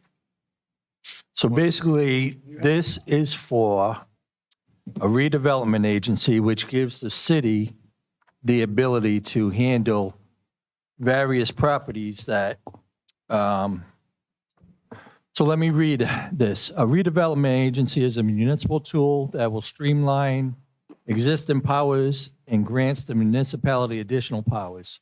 These powers include the ability to take properties for unpaid taxes, clear title, loan funds, public infrastructure. Basically, it gives the city more tools to deal with property owners that, for whatever reason, are not maintaining and upkeeping their property. Correct, blighted I'll let- properties. Yeah, yeah. So that was the gist behind it, the conversation that was had. Basically, we know driving throughout the city, there's a few places that, just one property owner that's not maintaining his stuff can bring down the aesthetics of the whole neighborhood. So this is a tool, and there are other municipalities that do utilize this. So this isn't something that we just out of the blue. So if you want to give a little spiel, the legal behind the scenes, what can go on. Good evening, counselors. My name is Peter Friedrichs. I'm a law student. I'm interning for Dylan Conley, the assistant solicitor.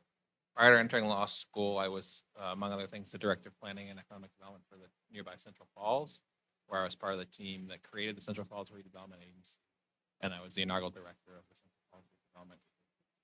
So, been talked about. The idea here is to create a redevelopment agency in East Providence and join Burrville, Central Falls, Pawtucket, Providence, and West Warwick, among others that have this tool. Like the counselor mentioned, this gives more options to the community. And one of the other things it can do is it provides another opportunity to provide assistance to developers, doing things like installing needed infrastructure or providing gap financing. And so the memo has a few of those examples listed. And of course, if a big project comes along, like Pawtucket has been trying to do with sports teams, a redevelopment agency is a tool that can be used to achieve this big project. I'll defer any questions this evening about the legalities to the city solicitor here next to me, but I'm going to talk about redevelopment agency from a practitioner's perspective if there's any questions. So this would be first passage anyway. We'd have to have the public hearing. Everything I heard sounds appropriate. It sounds like it's stuff other communities are doing. We could keep Frank Rigo in line if he's not cutting his lawn. Exactly.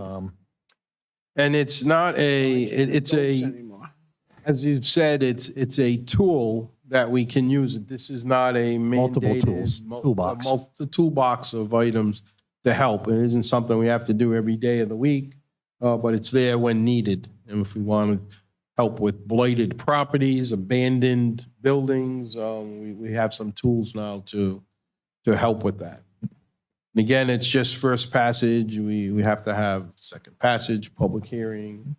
So to move it along, I will make a motion to approve this resolution. Thank you. Ordinance, I apologize. Right. Motion by Councilman Lawson for first passage. I'll second. Second by Councilman Fogarty. Madam Clerk, could you please call the roll? Councilman Fogarty. Aye. Councilman Lawson. Aye. Council Vice President Rigo. Aye. Councilwoman Souza. Council President Rodrick. Aye. Thank you. Passes 5-0. Thank you, Peter, for your patience and for all of your work. I know you spent many hours on this. Thank you. All these other ordinances are first, second, first. Okay. All right, so we don't need to jump around. Yep.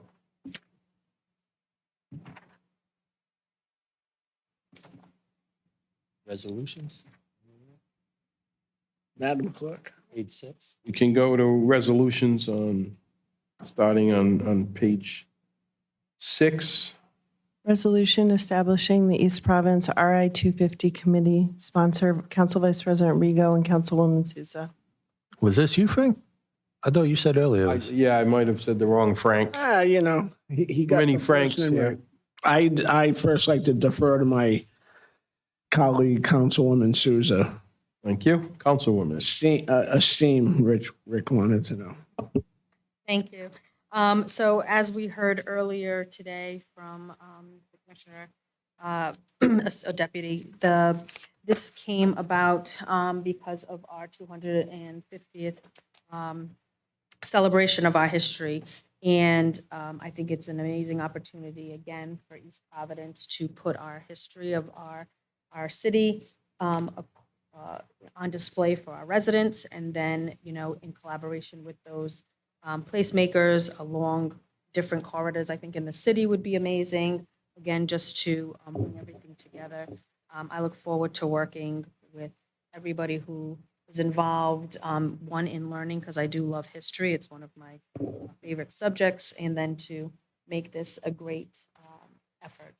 So I appreciate the council's support in getting this passed. So one question I had, did I read it correctly? There's 5 that we're appointing? And are we working with the administration as well or is this something separate? Yeah, I think this was, I mean, certainly the administration, if they know somebody who wants to, similar Okay. the way they do for their boards, if we have anybody that we want to offer up, we certainly can. So the recommendations are mutual.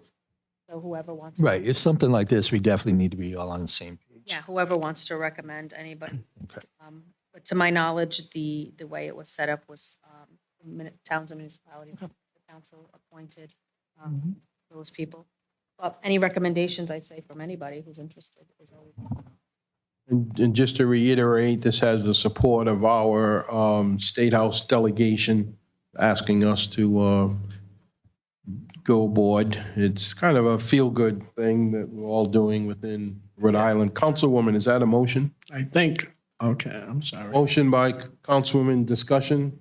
Yes. I remember I was 13 in 1976. I'm dating myself. So I remember the great history that went on in this city, the events and everything. Some people who are no longer with us, Professor Dacey from Rumford, and a lot of other people who have the historical standpoint. I think if we carry that towny pride forward, it would be a great thing. And reiterate what Councilwoman Souza said to get the community involved. And I think we owe it to our delegation, Representative Kazarian, Senator, Lawson and Brito, for all the work that they did helping this council the beginning of the year in regards to the tax amnesty program, as well as the adjustment on it, that we really should get together as a city council and administration to make East Pro. We have a lot of pride, everything going on here,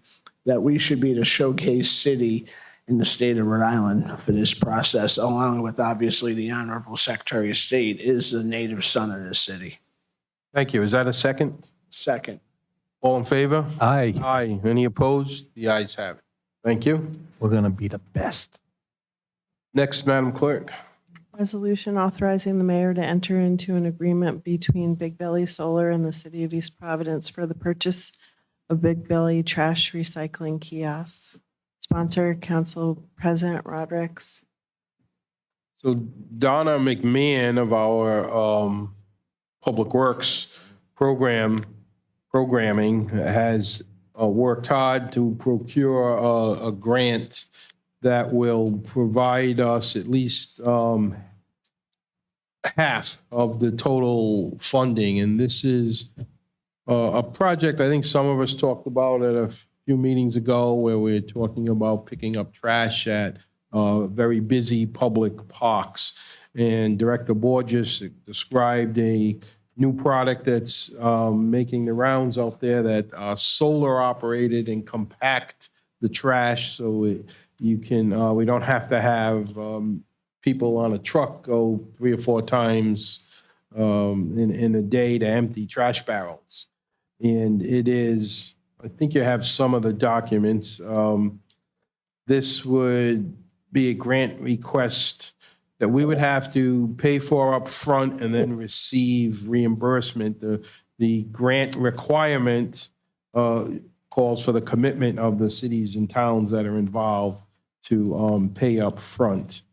And this would authorize the city to purchase 8 of these solar double-station trash recycling kiosks for the city's recreation facilities. And whereas the total cost to purchase the Big Belly solar double-station kiosk is $66,549.80. The grant requires the city pay the vendor in full, then submit the invoice to Rhode Island Resource Recovery for the reimbursement. We would be reimbursed some $33,232. The balance would be funded either by capital or ARPA, but we have to at least get the initial purchase going. The Director Borges, others are saying this is a very innovative way to collect trash and use solar power.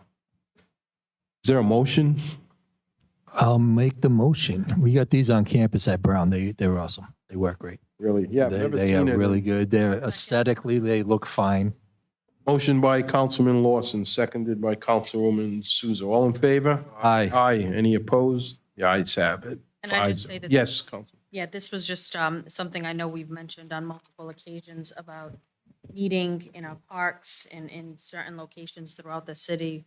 Since we did remove the other trash containers Right. that were along Taunton Avenue because they then became a nuisance with overfilling and it became more of an eyesore. This is a better solution because it's, again, contained. And these are the things that most cities and towns are going with, including public parks throughout the city. Maybe we can add through the years if we want to, instead of just parks, like on streets, busy Yeah. streets. you Yeah, know, yeah, I agree. something. That would be a great idea. And I know we, the city, and I don't know if this is part of the funds, that would probably be a question for the administration, but are we held to whatever design they have on theirs or similar to our police cruisers where they do the decal stickers?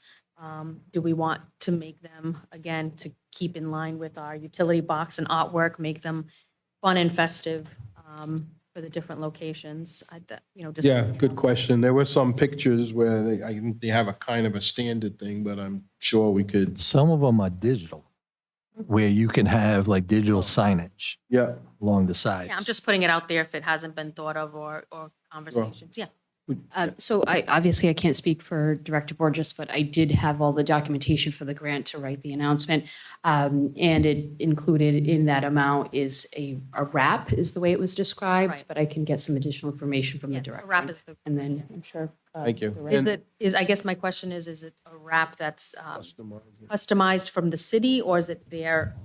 That I'm not sure. I've seen them, I've seen the design of them in 2 different ways. The city of Boston has their information on it. I've seen them with the Big Belly logo, so. I'll So have if you to could find find out, and could you request, maybe we can have like a picture of Director Gonzalez. on all the- Absolutely. All the trash. Saying, thank you for not littering. I think it would be nice if they were wrapped with something that had to do with. Yeah, East Providence. The or logo, EP, the towny mascot, something fun. And Director Call Hall. Borges does send his apologies. He sent all this information to me, and he just was not available tonight, puts in a lot of hours. So thank you. That passed, did we? I think we vote? did, yeah. I think we did all in favor, right? No one's opposed? Okay, next. An ordinance of the Council of the City of East Providence ordering the assessment and collection of property tax on the rateable real estate, tangible personal property, and an excise tax on registering motor vehicles and trailers. Summary, Section 16-50, entitled Assessment of Article 4, entitled Property Tax on Rateable Real Estate and Tangible Personal Property and Excise Tax on Registered Motor Vehicles and Trailers, sponsored Council President Roderick. This is the one, Mike, we would just, okay.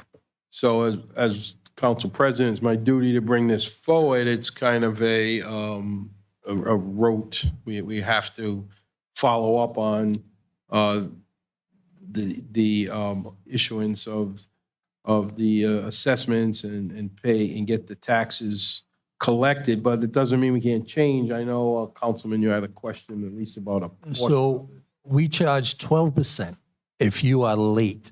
So if you get your bill in June and say like you don't make the first quarter payment till say July, you get 12% of the full amount. So if I got a $4,000 tax bill, I'm getting hit for $488. That to me is very excessive. Mike's saying that we can go up to 12, we could lower it. So when I look at it, we got the carrot and the stick. We got the carrot where if you pay upfront on time, we take off 1.5, I believe. The stick, I think, is a little heavy at 12%. Malcolm, can that be broken that the late payment is per the quarter instead of the entire bill? Yes, just to clarify, it's an annual rate of 12%. So you'd be charged 1% per month on the outstanding balance.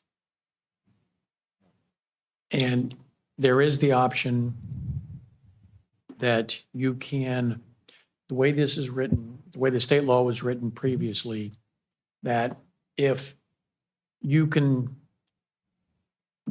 have 4 quarterly payments, but if any quarter is late, then the whole balance becomes due and payable. So even though, let's say you have a $4,000 bill and it's $1,000 each quarter, you miss that first quarter, then all $4,000 is due. And your penalty would be 1% on that, which would be $40 for the month. It'd be $40 every month. 40 a month. Yes. So if you're late on the first payment, use an example of $4,000. It's 1%, it's $40. The taxpayer makes that payment, it's supposed to be July 1st. They make it on August 1st. I mean, first, is there a grace period before this kicks in, right? There's a grace period, correct? Yes. Seven 7 days? days. All right. So they make it on the 14th day and they make they make the first quarterly payment of $1,000.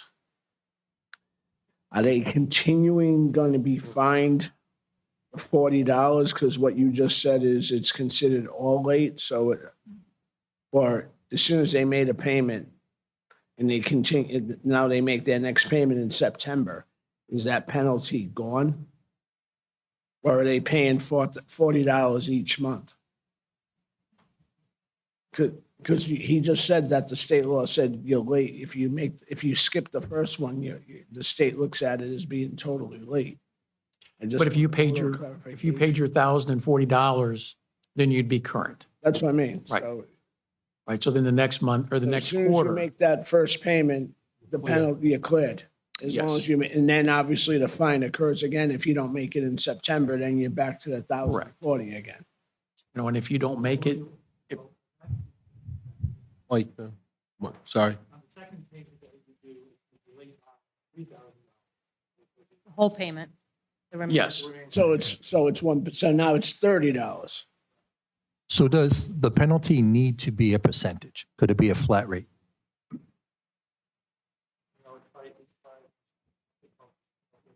Okay. 12 or 18? It used to be 18. Okay. Yeah, it says 12, I think. So it appears it's not a 12% immediately. Oh, it's divided by 12. 12% One- divided by 1%. 12, it's 1% each month. Now, if you go the whole year, you don't. So how much would I pay if I didn't make a payment for the year?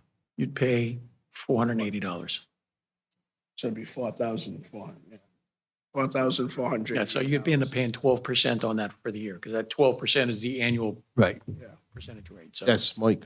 So this is really a budget question, but you factor in interest payments on your budget, in other words, as revenue. yes, we have about 800,000. So to the extent that you change this interest rate, you're going to have to change your revenue projections to match that or make cuts based upon that. And the up to 12% is by statute Up to 12%. anyway, okay.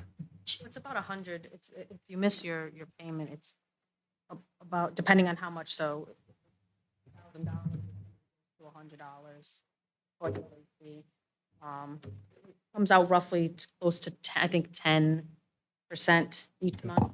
I'm just trying to understand how we need to do tax amnesty because these people are getting so far behind. And is it because we're charging $400 and something dollars in penalties?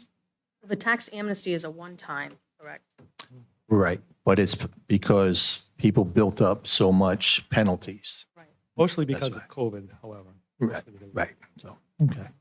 That was the impetus for the state law, because people got followed behind in COVID. Gotcha. But maybe advise we'll leave it as is. Yeah, give some more thought. And we'll get some more data. You know, how many people actually lay, what's the average penalty they've been paying, maybe? I mean, I think Okay. knowing residential versus commercial versus, you know, like the different brackets, because they are taxed at a different rate too. And, you know, we have properties that developers own that develop and maybe they're not paying their taxes, where then you have homeowners who are struggling, they're living in their home, trying to pay for the upkeep. A commercial and tangible quarterly, or is it a one-time bill? They're quarterly. Okay, so all our tax bills are quarterly. I think if the tax bill, I think, is on $100, then it's all due and payable. But anything over $100 is quarterly. Okay. So, I mean, I think another thing, and this is, you know, more like my personal thing. I think if we gave a better incentive to pay whole, then maybe more people, you know, might potentially pay whole or budget it that way a little bit, or pay half. And the way it is right now with that 1.5% discount, that any bank that escrows, they have to take advantage of that. So we get a majority of our taxes July 1st. Most places, if you think if it's 25 per quarter, well, you'll normally get 30% the first quarter, and then 27, and then 23, then 21 type of thing. Is the majority escrow payments, so like Yes. you said, we get, okay. So we collect 60, 70% in that first quarter. Okay. Hey, maybe I just overthought it. Yeah. so what, sorry, Malcolm, you made a comment in regards to the late payments being, as the solicitor asked you a question, and you answered that you use some of the revenue, you project revenue from the late fees. What formula do you use? Because again, in theory, if everybody pays it on time every quarter, we don't have anything. So what part of this budget and what formula do you use to project the revenue for late fees? Well, there are two things I look at. One is historical trends. It's actually been going down. It was $1 million. It seems to be getting a little less than that. I'm projecting 800 now. And also when you look at historical, what you collect in total between taxes and interest versus what the levy is. And so normally we'll collect 96, 97% of property tax and 92 or 3% of personal property or tangible. But then you'll end up collecting, so that's sort of made up by, if you didn't collect 96% this year, you'll collect it next year. So you have what you collect current and then what you have on prior, plus what you collect in interest. So there's really three buckets, and mainly those three, when you add them together, comes very close to the levy each year. So I look at both of those, but it usually comes close to what the levy is. Thank you. Welcome. Thank you. No motion? We can, Councilman Lawson can add to it when he returns from the restroom. I make a motion to. Motion to approve by Councilman Rigo. Is there a second? I don't know if he wanted, did he want to advance it? It didn't sound like he wanted to. I think he was okay with it. We can hold off. Well, yeah, because he said he was okay, but let's hold off. Will you take back your motion and we'll. Yes, I will remove, I mean, we Okay. don't need to table, Motion we is, can just bring it back. let's go back, right, well, when he comes back, we'll bring it. Just go to the next one, Madam Clerk.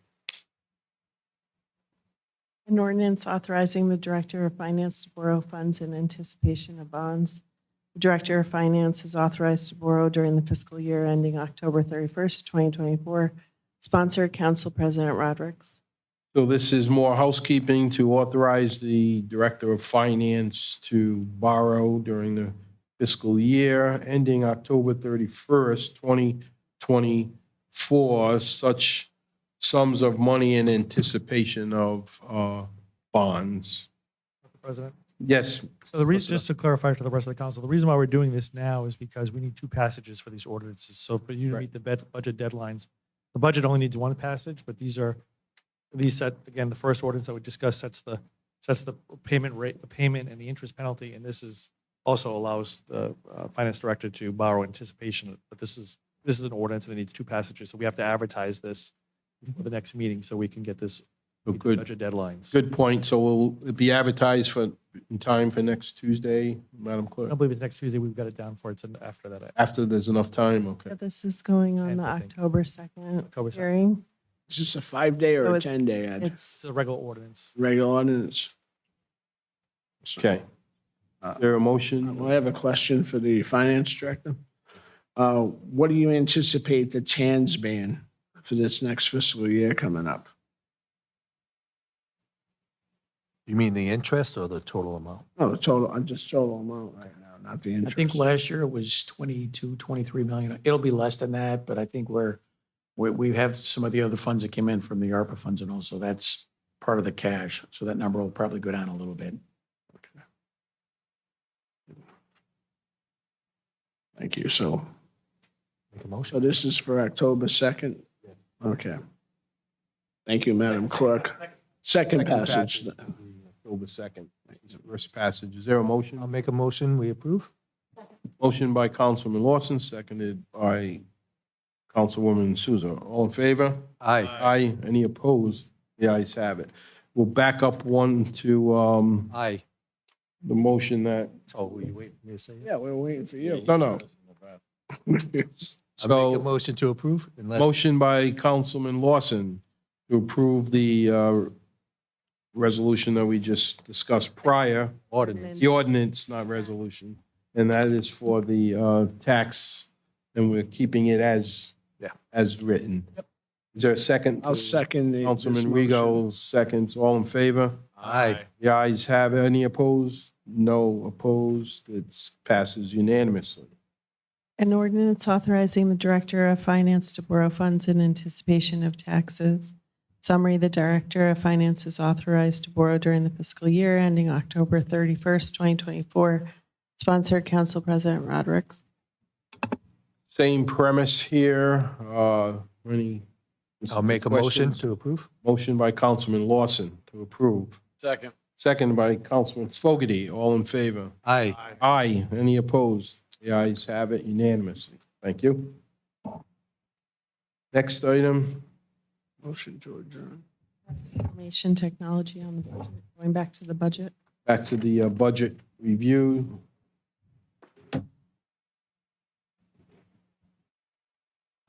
Kelly. Say, should we go right to information technology? Director Ahrens, if you'd like to come forward.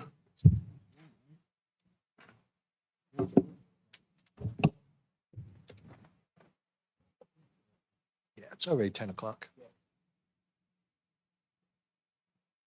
Make a motion to extend.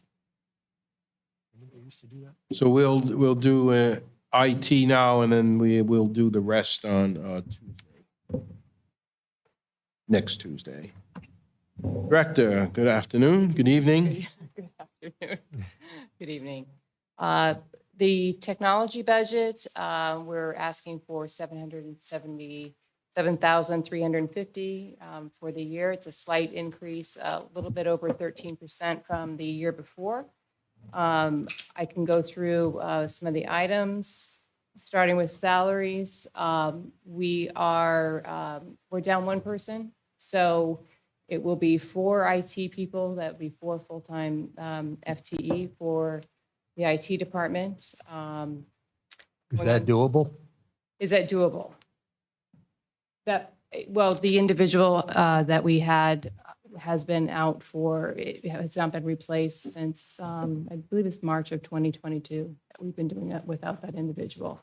Is it doable? We are doing it, but based on just like our tickets and things like that, we're looking at about 30% of our tickets are 1 to 4 weeks out. So service levels, the particular position is a person that's out and about helping all of our employees, because the IT department just services all employees. So it's significantly slower. So you said 1 to 4 weeks out? About 26 to 27% of the tickets that come in. So When they are closed, it looks like it's between 1 to 4 weeks. So obviously, it impacts public service to our taxpayers because it could be in the assessor's office, it could be in recreation, it could be in multiple departments. So ultimately, if things aren't working properly in those departments, it impacts the services that we provide to our taxpayers. That's ultimately it comes down to, because everything we do in city government is for the benefit of the people who are paying the bills around here, which is the taxpayers. So I have a concern that if the engine's not being done right, that we need to address that, because people think nobody in this building, and I mean, in government in general, no matter what level, everybody thinks that everybody just sits around and does nothing all day and makes money. And, but we need to show people and the frustration of the workers, and then they can't handle they can't handle maybe some irate taxpayer who has the right to be, because they're not getting answers. And if it ultimately comes back to we don't have enough staff in the IT, because unfortunately this world is dictated by IT, IT now, that similar to what we talked about earlier in the school department, that these are the issues that we need to address. So I would be in favor of somehow figuring out that. Director, can you just specify what type of ticket would take 3 to 4 weeks to get accomplished? That would be anything that may require either new equipment. Typically, we're going to get to, hey, my password is, not, those types of things are handled fairly quickly. New equipment, anything fairly complex, it's going to be longer. Typically, what we're looking at, when you put in a ticket, you can ask for certain, we need it right now, et cetera. But when you're looking at rescues, the fire department, the police department, the number of people that we have on the road all the time, they're in vehicles with, air cards and what have you, those individuals need to be serviced right away. So we do handle those. They take the precedence. But then if you're somebody else that may not have, you're not in a rescue, you could be waiting 2-3 days, even longer.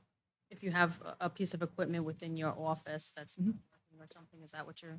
Right. Yeah, so we triage. At this point, we're triaging, so. So I frequent Seven Stars because it's in my ward, which is obviously right across the street from the communication center, which is right across the street from Station 3, all connected together.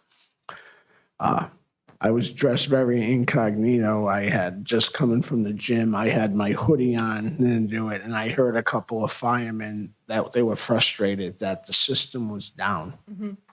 So this is some of the things we're talking about. Because again, I just played like Mickey the Dunce, which I can do very well. And Took the words right out of I knew that. So yeah, but at least I can make fun of myself. So these are the issues, right? I mean, so obviously, first responders, that takes precedent over everything. But so it affects the rest of the city government. So these are the type of things you were working on. I remember that was about like 3 weeks ago or 3 or 4 weeks ago. Right, because we're also doing quite a bit of, thankful to the mayor, they've invested quite a bit of funds to new computers, to moving our services into the cloud. So we've been working on that as well, while trying to, we're trying to get better. We're trying to be better at cybersecurity. Again, the mayor has invested hundreds of thousands of dollars of ARPA funding, new computers for the police department, new computers for City Hall. It's all good. But it's the same department that's putting all of that equipment out. So it's great, but also it does slow us down for helping people during the day-to-day basis. So we have had, issues where, services are not being delivered. We've had outages where things are not being posted. It's just a matter of we're doing our best. That's what we are doing our best, but we are triaging the best that we can. So does the overtime line item, does that fill in some of the basic stuff? Or do you, potentially need a part-time position? So the overtime could be for something like this, staying, late after 4 o'clock and assisting. But it's only $3,000. So it's not really it's not really a solution. So it's just for random needs that I have. So I'll go back down. I'll talk about property because that is an increase, but that aligns with, we've gone up about $40,000 in property. It's mainly due to technology software. If you look at the software line items, you're going to see that the two largest driving factors of that is the increase in number of users of Office 365. We offer employees access to whether it be email, but also we've added onto that by allowing, we've upgraded our Office suite. So now that's available within Office 365. Before we just had Office 2010. Additionally, as I mentioned, we're getting better at cybersecurity. We've invested some ARPA funding, and you'll start to see cost for subscriptions, Azure, so we can host our servers.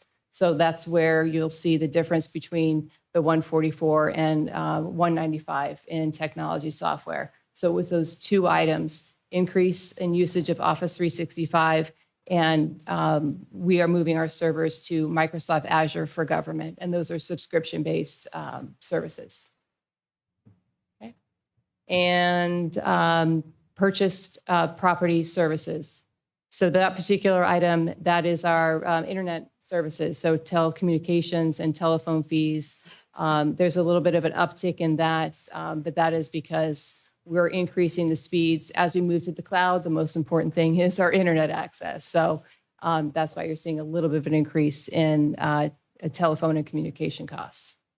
Have you been involved in a discussion with, I think at the communication center, I think when Councilman Rigo and I were reviewing their budget prep, there was talk about it wasn't a big thing, but talk about the internet connection or speed. Remember that? And they were having a little problem, and they said it was expensive, and I don't know if it was Verizon, and we talked about could we look into Cox or other providers. I don't know if you were privy to any of that. Oh, very privy. It was Cox, or is it Cox now? And we looked at other options. So that particular discussion was about the fire department. Yes. And the fire department currently is on Cox business lines. So it's about $149 per location. As we've moved the fire department completely to the cloud. They're dispatching every single thing, SIGCOM, the box alarms. We've been able to move that to the cloud. They are dealing with very weak internet connections. I've actually met with multiple vendors, Verizon, Cox, Crown Castle, building out our own fiber. What I've asked for in another request was funding approximately $150,000. And what that is as I want to put fiber into the fire department so they have stronger access. But to do that, I'd like to get the lowest monthly fee I can for the city. And to do that, if I come up with the cost potentially to bring the fiber into, usually you have to bring it from like Pawtucket Ave down to your building or something of that nature. If we pay for that, I can get the very lowest costs for the internet. So what I have seen is it could be anywhere between a $500 or $600 a month savings for us. And typically what I have seen, we don't really change out vendors that often. Once we build like an SD-WAN, we don't just suddenly snap our fingers and move to another vendor. So I think it'd be a good idea for us to put a little bit of money up front. So when I do negotiate those contracts, I can get the lowest costs. Okay. Thank you. Sure. Any other comments? We'll again vote more when we get to the public hearing part. October 2nd. Thank you very much. And thanks for all your help in Kelly. all of our meetings. Why don't we put that up there? Put what up where? This monitor on the floor. We will, once they finish this, the back, yeah. And also, I And got there a is, ton of wires at my feet. If we could tap them up, I might turn them. you're getting Pull tangled something up, okay. I'm trying to electrocute him. I'm not going to sleep tonight until this gets squared away. Poor Ricky. Thank you, everyone. Is there a motion to adjourn? I'd like to table adjournment until next week. Sure. So moved. Motion to adjourn by Councilman Lawson, seconded by Councilwoman Souza. All in favor? Aye. Ayes have it. Meeting adjourned.